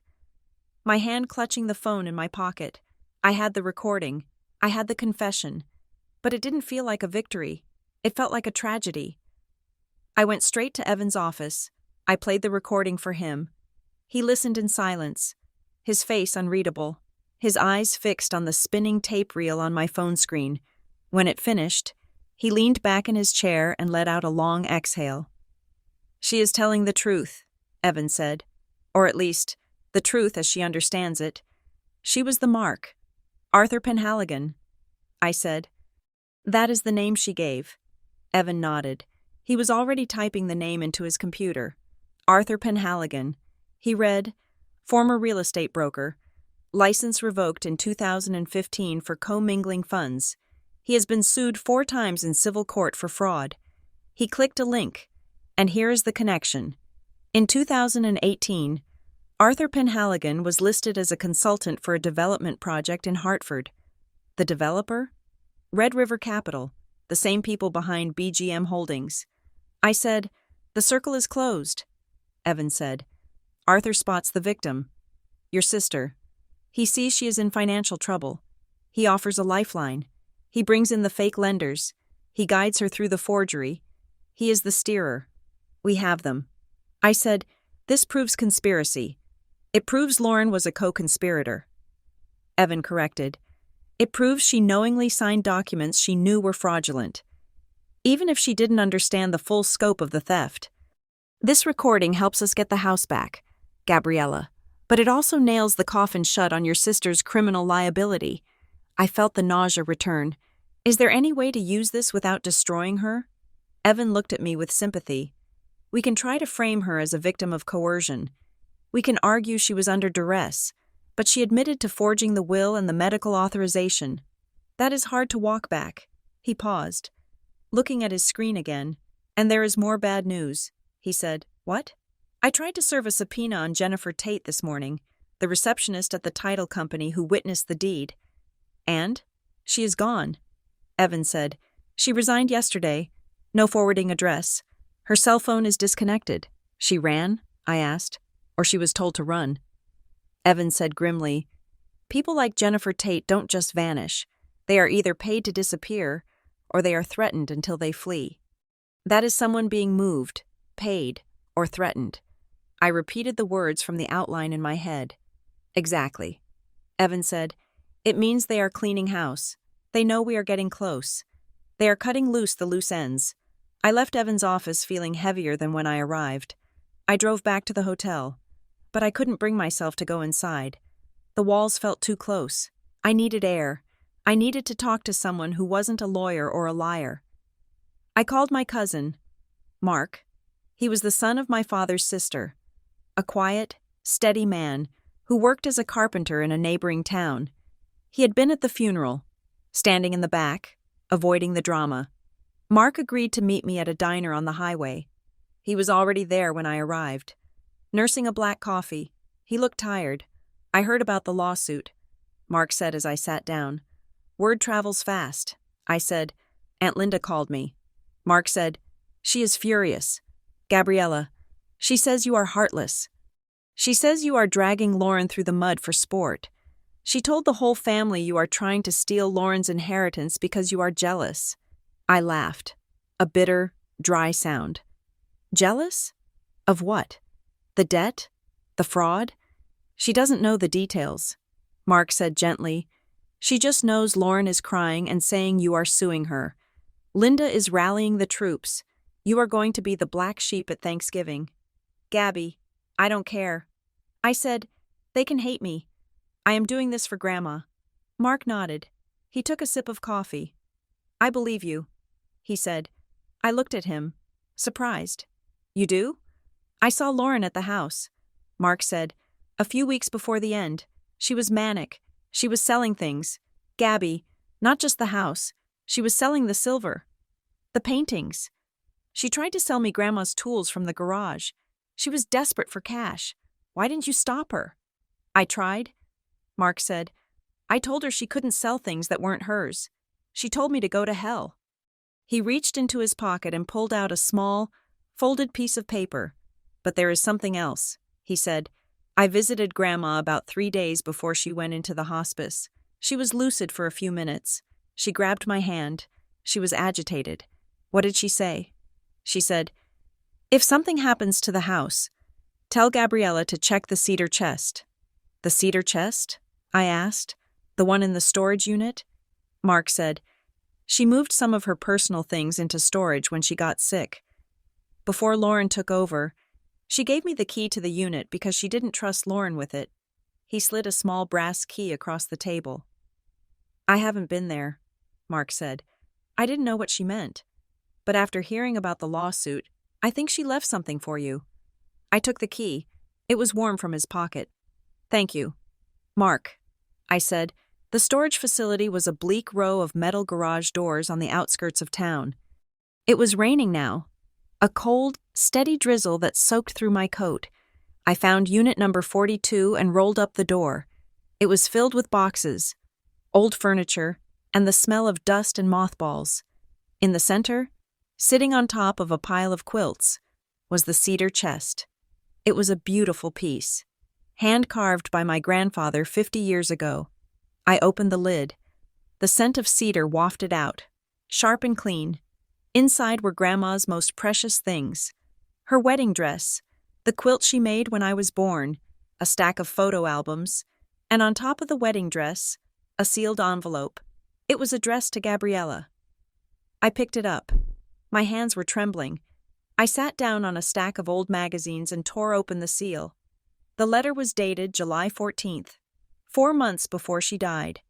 My dearest Gabriella, I am writing this because I fear my time is short, and my mind may not always be my own. I love your sister, but a darkness has taken hold of her. She is in trouble, and she believes that my money is the only way out. I have tried to help her.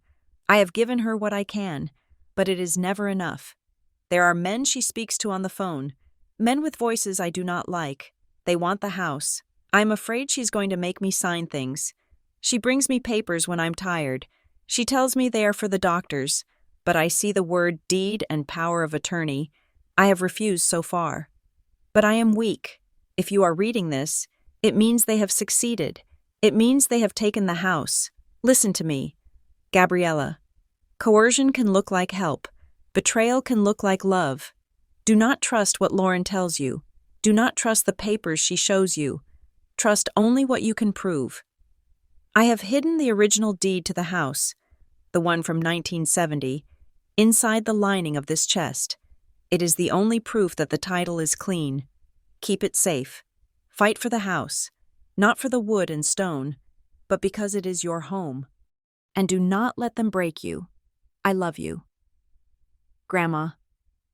I sat in the storage unit and cried. I cried for the grandmother who had spent her final months living in fear of her own family. I cried for the loneliness she must have felt, writing this letter in secret, hiding it away like a message in a bottle. She had known.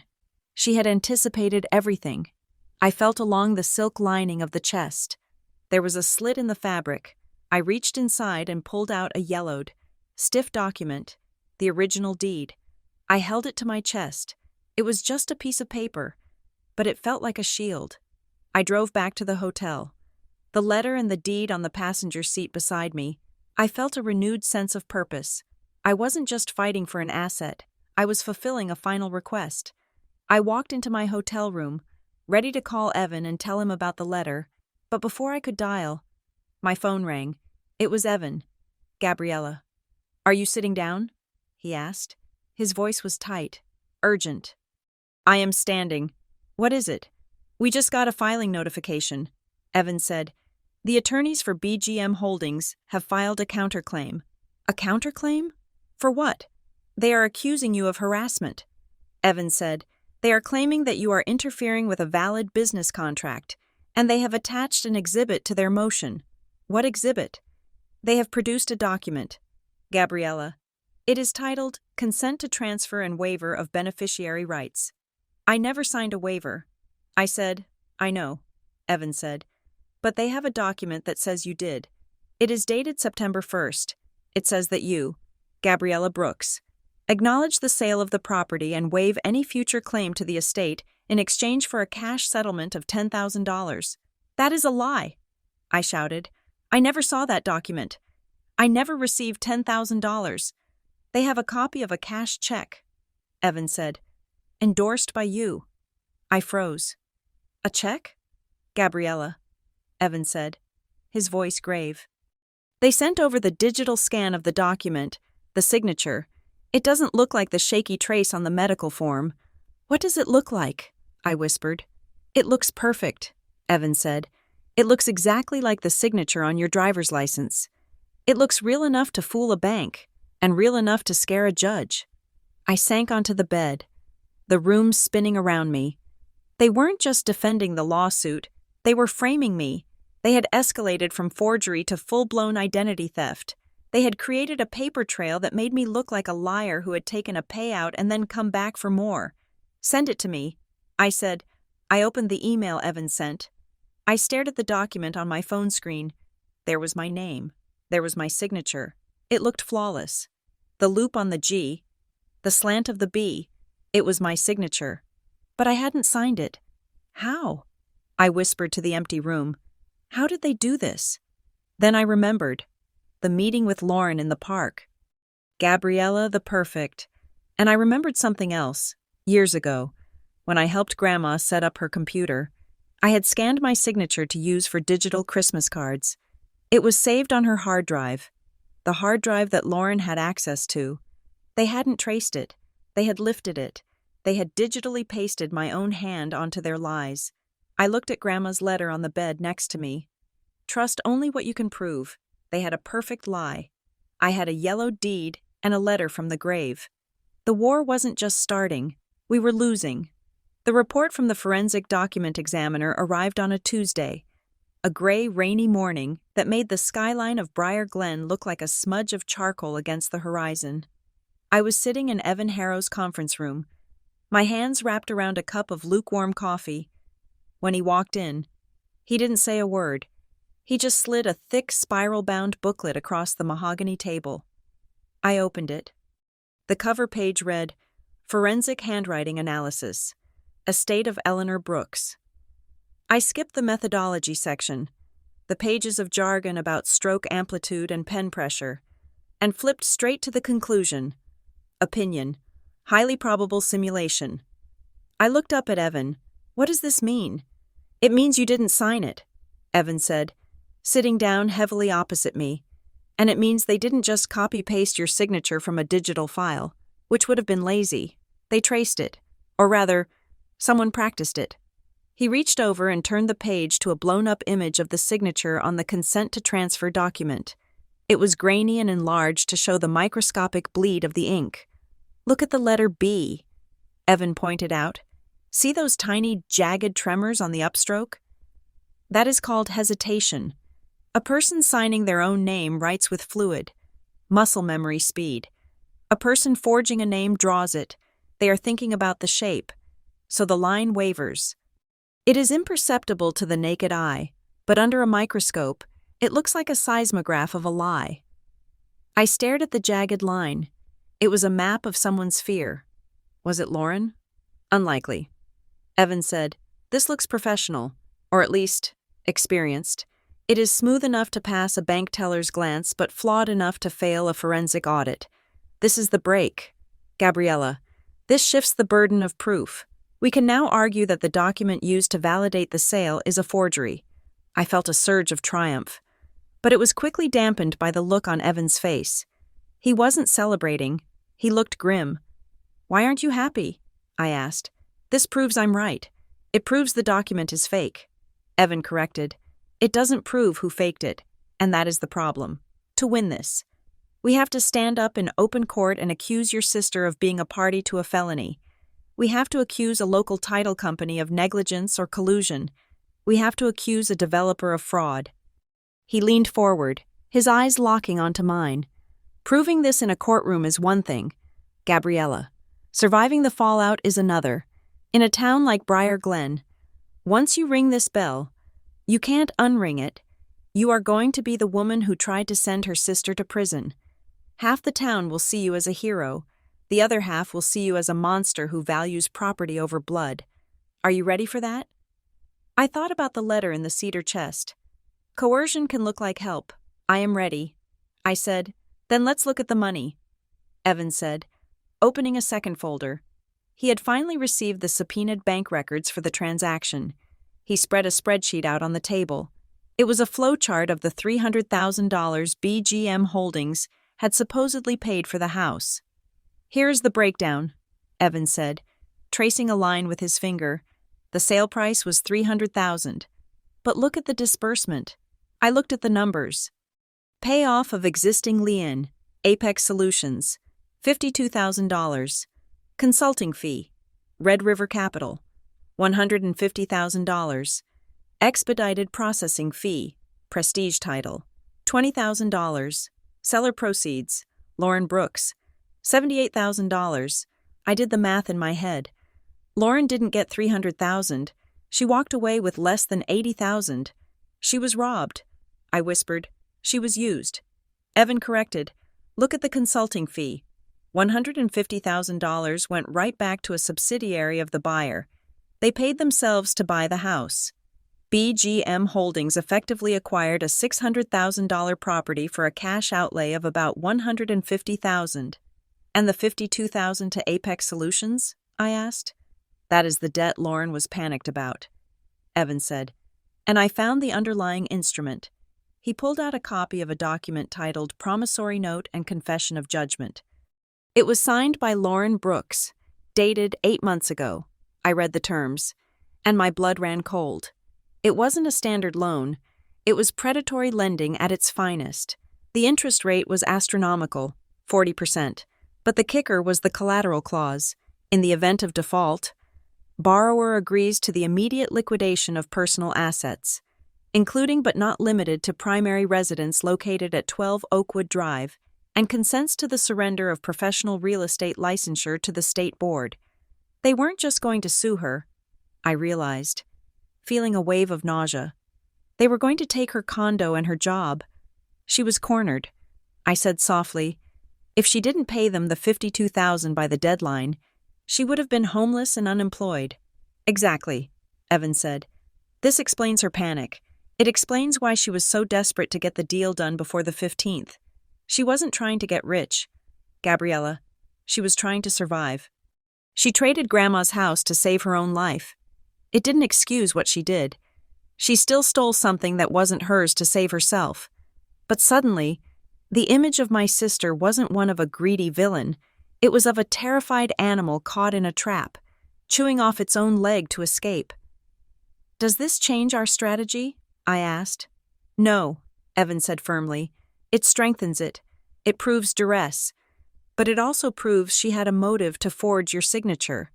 We have the how, the forgery, and we have the why, the promissory note. The judge scheduled the evidentiary hearing for 10 days later. The time passed in a blur of anxiety and preparation. Evan drilled me on my testimony for hours. "Keep your answers short," he instructed. "Don't guess. If you don't know, say you don't know. Don't get emotional. They want you to look hysterical. You need to be ice." I practiced in my hotel room. I stood in front of the mirror, reciting facts. I did not sign the waiver. I was not in the state on that date. I did not receive any funds, but privately, I was unraveling. The stress was manifesting in my dreams. Every night, I was back in the house on Elm Street. But it wasn't the empty, gutted shell it was now. It was the house of my childhood. I could smell the cinnamon and coffee of Christmas morning. I could hear the floorboards creaking as Grandma walked down the hall. I could feel the safety of it. That was the thing people didn't understand. To the lawyers, the house was an asset. To the developers, it was a lot. To me, it was the only place in the world where I had felt unconditionally chosen. My parents had been distant, busy with their own volatile marriage. Grandma had been the constant. Losing the house felt like losing the proof that I had been loved. On the morning of Lauren's deposition, the sky was a bruised purple. We met at the court reporter's office, a neutral ground that felt anything but neutral. Lauren arrived with a new lawyer, a court-appointed attorney who looked overworked and underprepared. Lauren looked terrible. She had lost weight. Her clothes hung off her frame, and her eyes were dull, lacking their usual spark of defiance. She wouldn't look at me. She sat at the end of the long table, staring at her hands. The deposition began. Evan was gentle at first, walking her through the timeline. Lauren answered in a monotone voice. Sticking to the script, I thought I had authority. I intended to pay it back. I was trying to help the family. Then, Evan shifted gears. He placed the promissory note on the table. "Lauren, were you aware that if you failed to pay Apex Solutions by October 15th, you would lose your condominium?" Lauren flinched. "Yes. And were you aware that you would lose your real estate license?" "Yes," she whispered. "So, you had a personal financial incentive to ensure the sale of your grandmother's house went through quickly?" I had to fix it," she stammered. Evan pressed harder. "Who introduced you to the buyer? BGM Holdings?" "A friend," she said. "State his name for the record." "Arthur Penhaligon. And who recommended that you use prestige title and escrow for the closing?" Lauren froze. Her eyes darted to the side, then back to the table. It was a subtle movement. But in the sterile silence of the room, it was loud. "I don't remember," she said. Evan paused. "You don't remember who selected the title company? Did Arthur suggest it?" "I don't remember," Lauren repeated, her voice flat. "Did the buyer suggest it?" "I don't remember. It was rehearsed. I could feel it." Someone had told her, "If they ask about the title company, play dead." Evan leaned back. "Lauren, did you trace your sister's signature onto the consent to transfer document?" Lauren's lawyer jumped in. "Objection. Fifth Amendment." Evan looked at Lauren. "I am not asking your lawyer. Lauren, I am asking you. Did you forge your sister's name?" Lauren looked up. For a second, our eyes met. I saw the sister I used to know, buried under layers of fear and compromise. "I did what I was told," she whispered. The deposition ended shortly after. As Lauren was leaving, she paused by the door. She looked like she wanted to say something, but then she shook her head and walked out into the rain. 2 days later, we got the call that blew the case wide open. It wasn't from an investigator. It was from the title company, Gary Polson. The manager who had tried to stonewall us called Evan's office line. He sounded frantic. "I need to talk," he said. "Off the record. Not at the office." We met him at a diner 3 towns over. A place with greasy menus and no other customers at 3 in the afternoon. Polson looked like he hadn't slept in a week. He was wearing a baseball cap pulled low, and his hands were shaking as he held a mug of coffee. "They cut me loose," Polson said without preamble. "Prestige fired me this morning, said I failed to follow protocol. They are making me the scapegoat." "For the notary?" Evan asked. "For everything," Polson said. They are hanging the whole mess on me and Marcus Cole. They said we acted alone. And did you? I asked. Polson laughed. A bitter, jagged sound. You don't close a $300,000 deal with missing verifications without approval from the top. The system doesn't allow it. I needed an override code to print that settlement statement. Who gave you the code? Evan asked, leaning in. Polson reached into his jacket pocket and pulled out a folded sheaf of papers. These are emails, he said, sliding them across the table, between me and the regional director of prestige and the VP of operations. I looked at the top email. From Regional Director to Gary Polson. Subject, R.E. Brooks File. Missing docs. Gary. Just push it through. The client, Red River, is screaming about the timeline. Use the override code 9942. We will clean up the file later. Do not lose this deal. This is it, Evan said, his voice low with intensity. This proves it wasn't negligence.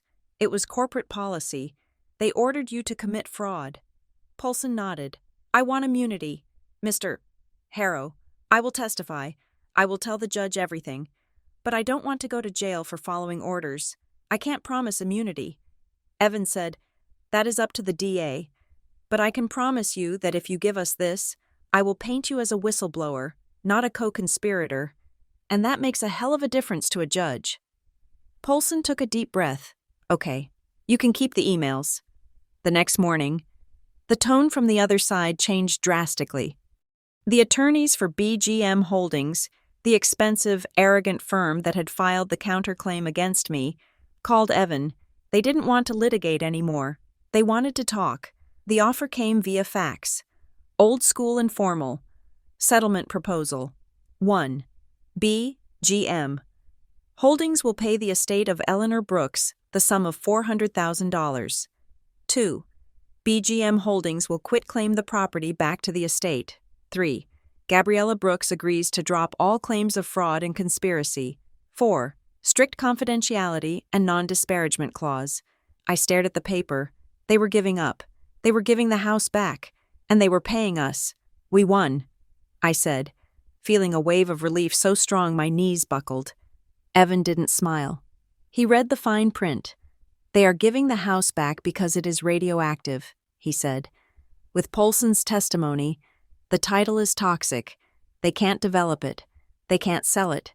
It is worthless to them now. But we get the house, I said. That is what we wanted. Evan tapped the paper. Look at Clause 4. Strict confidentiality.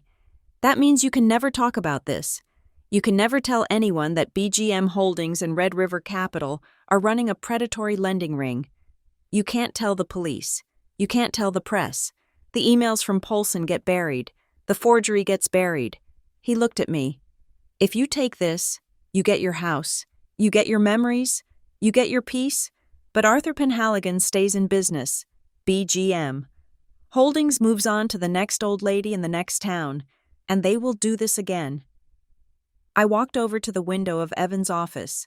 I looked out at the street below. It was the choice Grandma had faced. In a way, she had stayed silent to protect the family. Now I was being asked to stay silent to protect the house. If I don't take it? I asked. Then we go to court. Evan said, we expose them.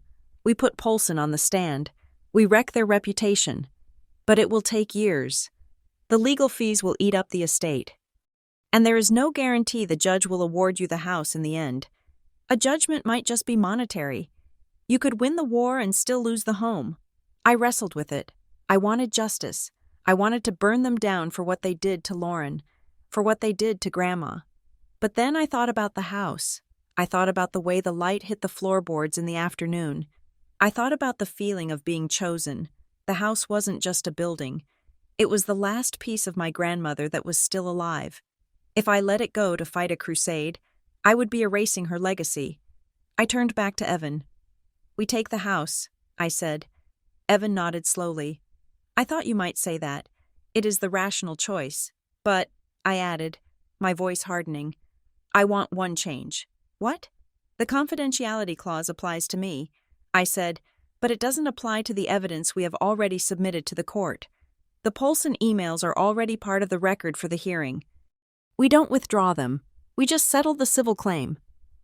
Evan smiled, a sharp, shark-like grin. "So the evidence stays in the public record for any enterprising journalist or prosecutor to find?" "Exactly," I said. "I will draft the response," Evan said. I went back to my hotel room that night feeling a strange mix of exhaustion and victory. It was over. We had the house. Lauren was safe from prosecution if we settled. The monsters would retreat, bruised but alive. I packed my bag. I was ready to check out of the hotel. I was ready to move into the house. I was going to sleep in my old room. I was going to strip the gray paint off the walls. I was going to plant new lilacs. I fell asleep dreaming of the porch. I was woken by the phone ringing. It was a jarring, shrill sound in the darkness. I fumbled for it, squinting at the screen. "Evan Harrow," I answered, my voice thick with sleep. "Evan? It is midnight. Did they sign?" "Gabriella," Evan said. His voice was wide awake. Alarmingly awake. "The police just called me." "The police? Why?" "There was a break-in at the house," Evan said. My heart stopped. "What? Is it on fire?" "No," Evan said. "No fire." But the patrol car noticed the back door was kicked in. They cleared the building. Nobody is inside. I sat up. Switching on the lamp. What did they take? The house is empty. There is nothing in there but staging furniture. That is the disturbing part. Evan said, "They didn't take the staging furniture. They didn't take the copper pipes. Then what did they do? They tore it apart." "Gabriella." "The police said the floorboards in the study have been pried up. The baseboards in the bedrooms have been ripped off. The drawers in the built-in cabinets were pulled out and smashed. I felt a cold chill settle over me. They weren't looting," Evan said. "They were searching." "Searching for what?" I asked, though deep down, I already knew. "They were looking for what your grandmother hid," Evan said. "They were looking for the original deed, or a new will, or a letter." "They know," I whispered. "How do they know?" "I don't know," Evan said. "But whoever it was, they were desperate, and they didn't find it." "No," I said, looking at my suitcase where the cedar chest deed was safely tucked away. "They didn't. Stay in your hotel room," Evan ordered. "I am coming to pick you up. We are going to the house. Why? Because if they were looking for a document," Evan said, "and they didn't find it in the walls, they might think it is still there, or they might think you have it." I hung up. I got dressed in the dark, my hands shaking. The settlement offer was a distraction, or maybe it was genuine, and this was a rogue actor. But one thing was clear: the house wasn't safe, and neither was I. I grabbed the envelope with the deed and the letter. I didn't put them in my bag. I taped them to my body, underneath my sweater. If they wanted Grandma's legacy, they were going to have to go through me. The flashing blue lights of the police cruiser reflected off the wet pavement of Elm Street, painting the front of my grandmother's house in a strobe of azure and black. It was 2 a.m. I stood on the sidewalk, wrapped in my coat, shivering not from the cold, but from the violation. Evan Harrow stood next to me, talking to a sergeant in a hushed, urgent tone. "We can go in," Evan said, turning to me. "The officers have cleared the building.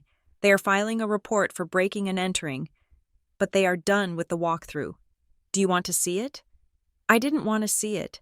I wanted to remember the house as it was in my dreams, warm and whole, but I nodded. I needed to see what they had done. We walked up the front steps. The yellow police tape had been draped across the door frame, now fluttering in the wind. The front door hadn't been kicked in. The lock had been drilled. It was precise, mechanical. We stepped inside. The foyer was empty, the staging furniture pushed haphazardly to the side, but as we moved deeper into the house, the violence became apparent. It wasn't vandalism. Vandalism is chaotic. It is spray paint and broken glass. This was surgical. In the living room, the baseboards had been pried away from the walls, exposing the lath and plaster beneath. The fireplace mantel had been pulled forward, cracking the brickwork. They were looking for a safe. The sergeant said, "Stepping out of the kitchen, or a cache." They didn't take the electronics the staging company left. They didn't take the copper wiring. They just tore up the hiding spots. I walked into the study. This was the room where Grandma had kept her life organized. The desk was gone. Sold by Lauren weeks ago. But the built-in bookshelves remained, or what was left of them. The shelves had been ripped out. The drywall behind them had been punched through with hammers, creating gaping holes between the studs. The floorboards in the center of the room had been levered up, leaving jagged splinters of oak pointing toward the ceiling. Evan stepped over a pile of debris and crouched down near the spot where the desk used to sit.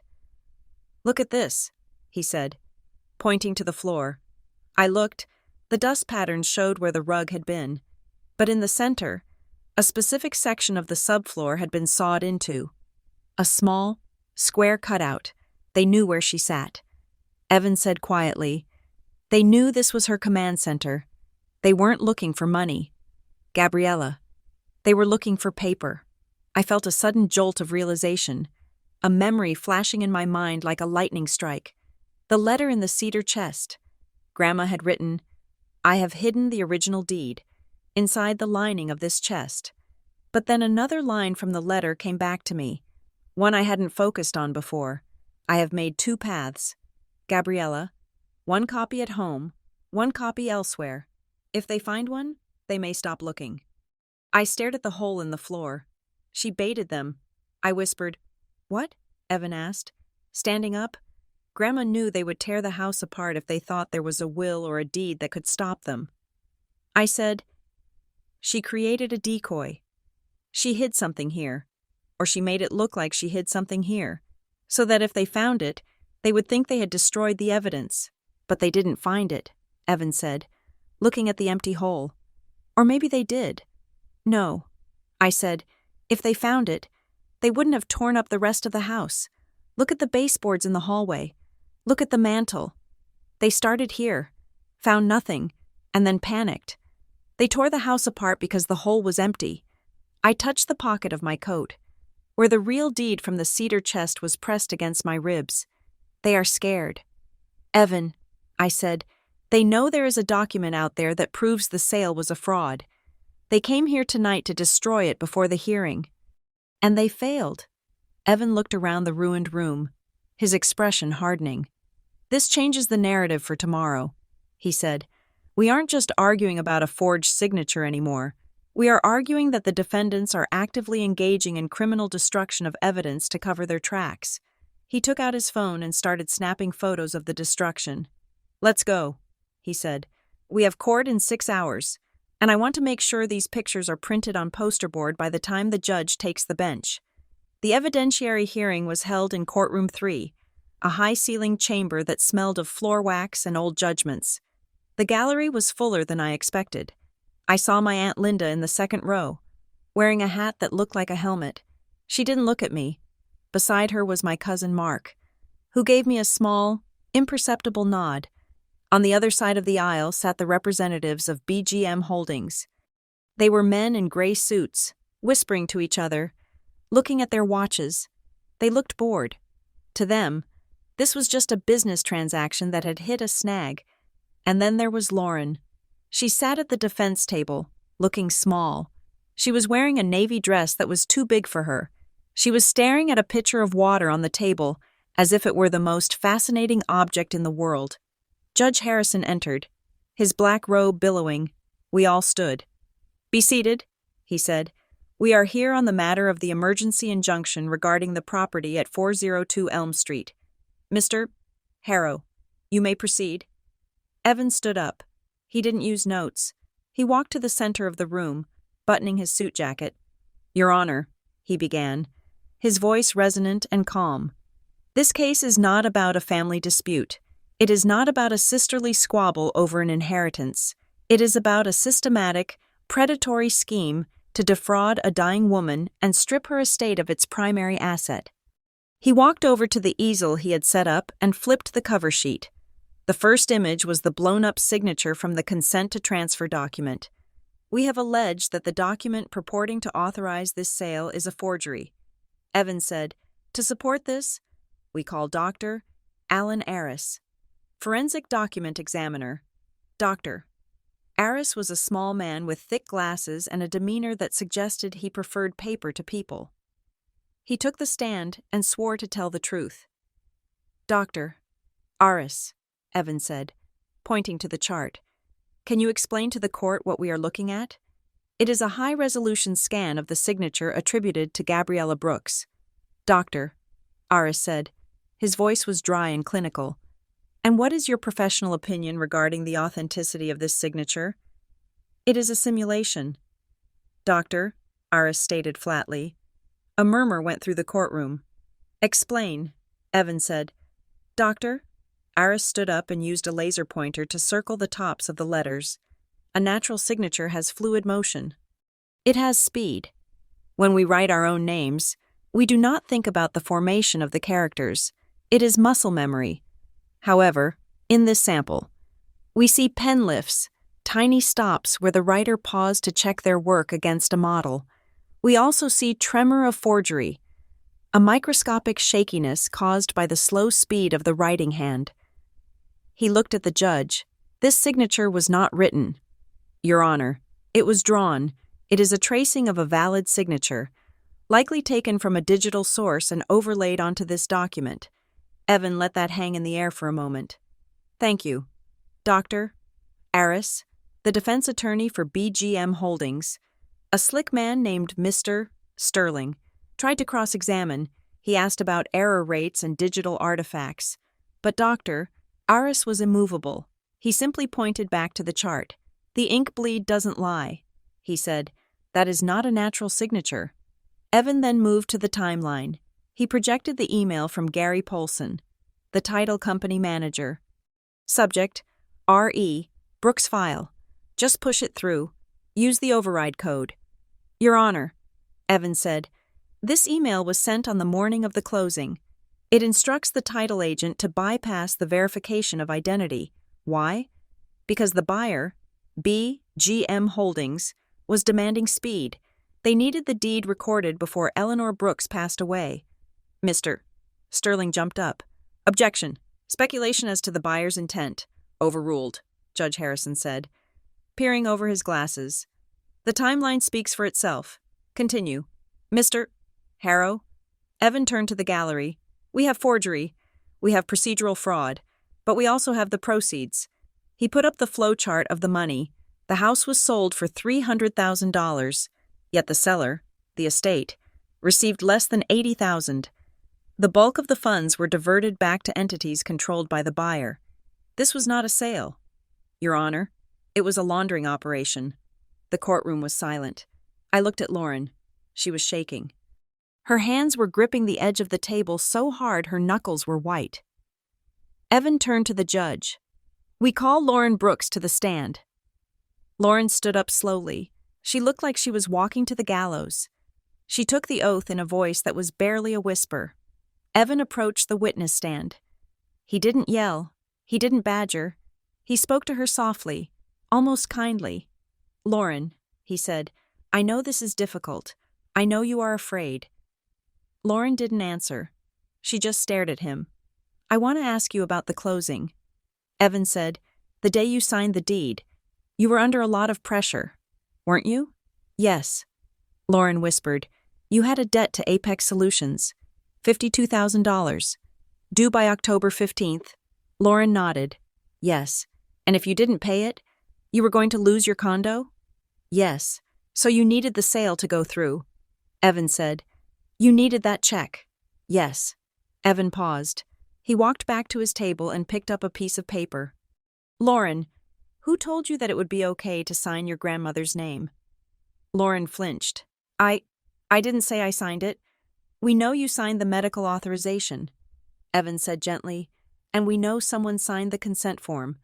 I am not asking if you did it. I am asking who told you it was safe." Lauren looked at her lawyer. He was staring at the ceiling, refusing to make eye contact. She was alone. It was supposed to be alone. She said, her voice trembling, "I know," Evan said, "but who told you that? Who told you that the title company wouldn't check the ID?" "It was a friend," she said. "Arthur Penhaligon?" Evan asked. "Yes, And did Arthur tell you that BGM Holdings was a legitimate buyer? He said they were investors. Evan took a step closer. Lauren, look at me. Who told you to use the override code? Lauren blinked. What? The email from the title company. Evan said, it mentions an override code. Someone had to give that code to the manager. Did Arthur give it to you? No, Lauren said. She was breathing fast now, panic rising in her chest. Then who? It wasn't Arthur, she blurted out. It was the man from the bank. Which bank? Evan asked sharply. The one in Delaware, Lauren cried, tears spilling over. Arthur put him on the phone. He said the registered agent in Delaware had already cleared the file. He said the override code came from the corporate office. The courtroom went deadly silent. Evan stopped. He looked at the judge. Then he looked back at Lauren. You just testified that you spoke directly to the registered agent of BGM Holdings in Delaware, Evan said slowly, and that this agent provided the internal security code for a title company in Massachusetts? Lauren looked around, realizing what she had done. She had just connected the buyer, the LLC, directly to the fraudulent closing mechanism. She had destroyed their defense that they were just an innocent third-party purchaser. I just wanted to pay the debt, she sobbed. They said it was standard procedure. No further questions, Evan said. Lauren stayed on the stand for a moment, weeping into her hands, until the bailiff gently guided her down. She walked back to her table, but she didn't sit. She just stood there, looking lost, until her lawyer pulled her into the chair. Mr. Sterling, the attorney for BGM, looked furious. He started shoving papers into his briefcase. He knew the case was blown. Judge Harrison cleared his throat. I have heard enough, he said. He looked at the defense table. Mr. Sterling, the testimony provided today is deeply disturbing. It suggests a level of collusion that borders on criminal enterprise. He picked up his gavel. The temporary injunction is hereby made permanent pending the outcome of a full trial. The property at 402 Elm Street is to remain frozen. No transfer, encumbrance, or modification is permitted. He paused, looking at Lauren. Furthermore, I am referring the transcript of this hearing, specifically the testimony regarding the forgery and the actions of Prestige Title and Escrow, to the district attorney's office for review. A gasp went up from the gallery. Aunt Linda stood up, her hand over her mouth, and finally, the judge said, looking at BGM Holdings lawyers, I am putting you on notice. The defense of bona fide purchaser requires good faith. Based on what I have heard today, that your client's agent provided security codes to bypass identity verification, that defense is on very shaky ground. Do not expect to hide behind the corporate veil in my courtroom. He banged the gavel. We are adjourned. I sat there, unable to move. We had done it. We had stopped them. Evan turned to me. He didn't smile. He just nodded. It is a win, he said, but keep your head down. We walked out of the courtroom and into the lobby. It was chaos. Someone had tipped off the local news. A camera crew from the Channel 4 affiliate was waiting by the doors, their lights blinding as we exited. Ms. Brooks, did you sue your own sister to get a bigger inheritance? Is it true you evicted your grandmother's estate? The questions were shouted, aggressive and misinformed. They didn't know the truth. They just knew the headline. Sister versus sister. Evan put his arm out, blocking the camera. No comment. He said, guiding me through the crush. I looked over my shoulder. Lauren was coming out behind us. The reporters swarmed her. She looked like a deer in headlights, terrified and small. Lauren, did you forge the will? Are you going to jail? I saw her face contort in a mix of fury and shame. She looked at me across the sea of microphones. Her eyes were hard. She didn't look sorry. She looked like I had stolen her last excuse. She looked like she hated me for exposing her weakness. My Aunt Linda pushed through the crowd, putting her arm around Lauren and glaring at me. You should be ashamed of yourself. Gabriella, she shouted over the noise, airing our dirty laundry like this. You destroyed this family. I turned away, my heart feeling like a stone in my chest. I hadn't destroyed the family. The lies had destroyed the family. I had just turned on the light. Evan got me into his car and slammed the door, shutting out the noise. "Take a breath," he said. I exhaled, shaking. "Is it over?" "No," Evan said, starting the engine. "The judge kept the injunction. But he didn't award you the title. The house is still in limbo. BGM still holds the deed, even if it is frozen. So what now? Now we have leverage." Evan said, "We proved they are dirty. They are scared of the criminal referral. They will want to settle for real this time." He pulled out of the parking lot. "Driving away from the courthouse, we have two options, Gabriella, and you need to choose fast." "What are they?" "Option 1. We go the nuclear route. We file a civil RICO suit. We use Lauren's testimony to go after Red River Capital, Arthur Penhaligon, and the whole network. We force them to disclose every shell company, every investor." "That sounds good?" I said.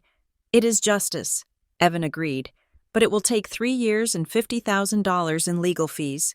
And during that time, the house sits empty. It rots. And you will be in the news every week." "And option 2? "We settle," Evan said, "but on our terms. We tell them that if they quit claim the deed back to you, clean title, zero cost. We will agree to a non-disparagement clause regarding the civil suit. We let the criminal referral take its course with the DA. But we stop chasing them for civil damages." "So they get away with it?" I asked. "No," Evan said. "The DA will still investigate, but you get the house back next week. You get to move on." I looked out the window at the passing town. I saw the coffee shop where I used to study. I saw the park where Lauren and I used to play. I was tired. I was so tired of fighting. "Get the house back," I said. "Are you sure?" Evan asked. "I want my home." "Evan, I don't want to be a crusader. I just want to go home." Evan nodded. "I will call Mr. Sterling. They will sign. They want this to disappear." He dropped me off at the house. The police tape was still there. But Evan had gotten permission for me to enter to secure the property. I walked up the steps as the sun was setting. The sky was a brilliant, fiery orange, casting long shadows across the porch. I unlocked the door and stepped inside. The house was silent. The air was cold and smelled of dust and violence. The holes in the walls were like wounds. The floorboards in the study were still gaping open, but it was mine, or it would be, soon. I walked through the rooms, touching the walls. I went into the kitchen. The cabinets were open, emptied of Grandma's china. I went into the living room. The sun was dipping below the horizon, and the room was filling with shadows. I sat down on the bare floor.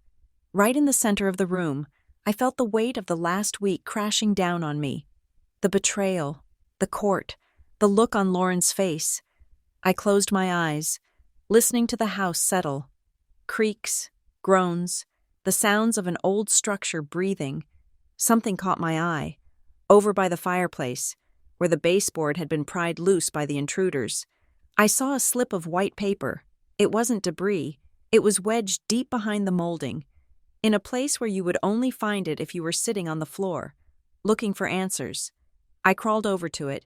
It was a small strip of paper, torn from a notepad. I recognized the handwriting instantly. It wasn't the shaky, fearful scrawl from the letter in the chest. This was firm, strong. It was Grandma's writing from before she got sick. I pulled it out.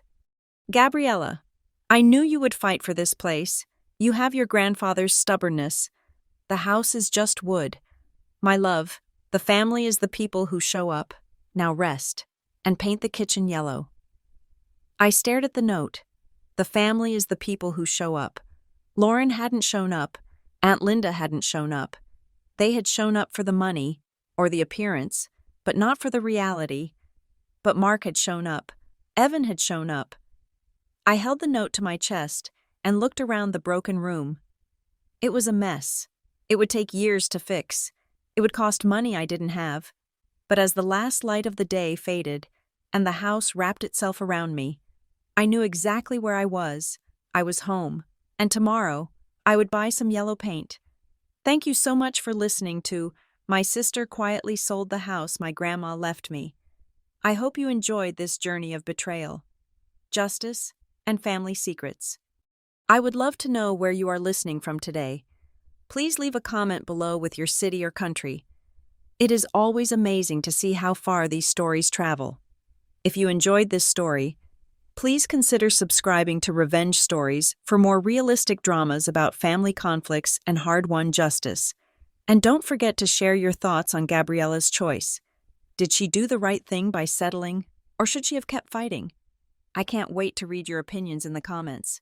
Until next time.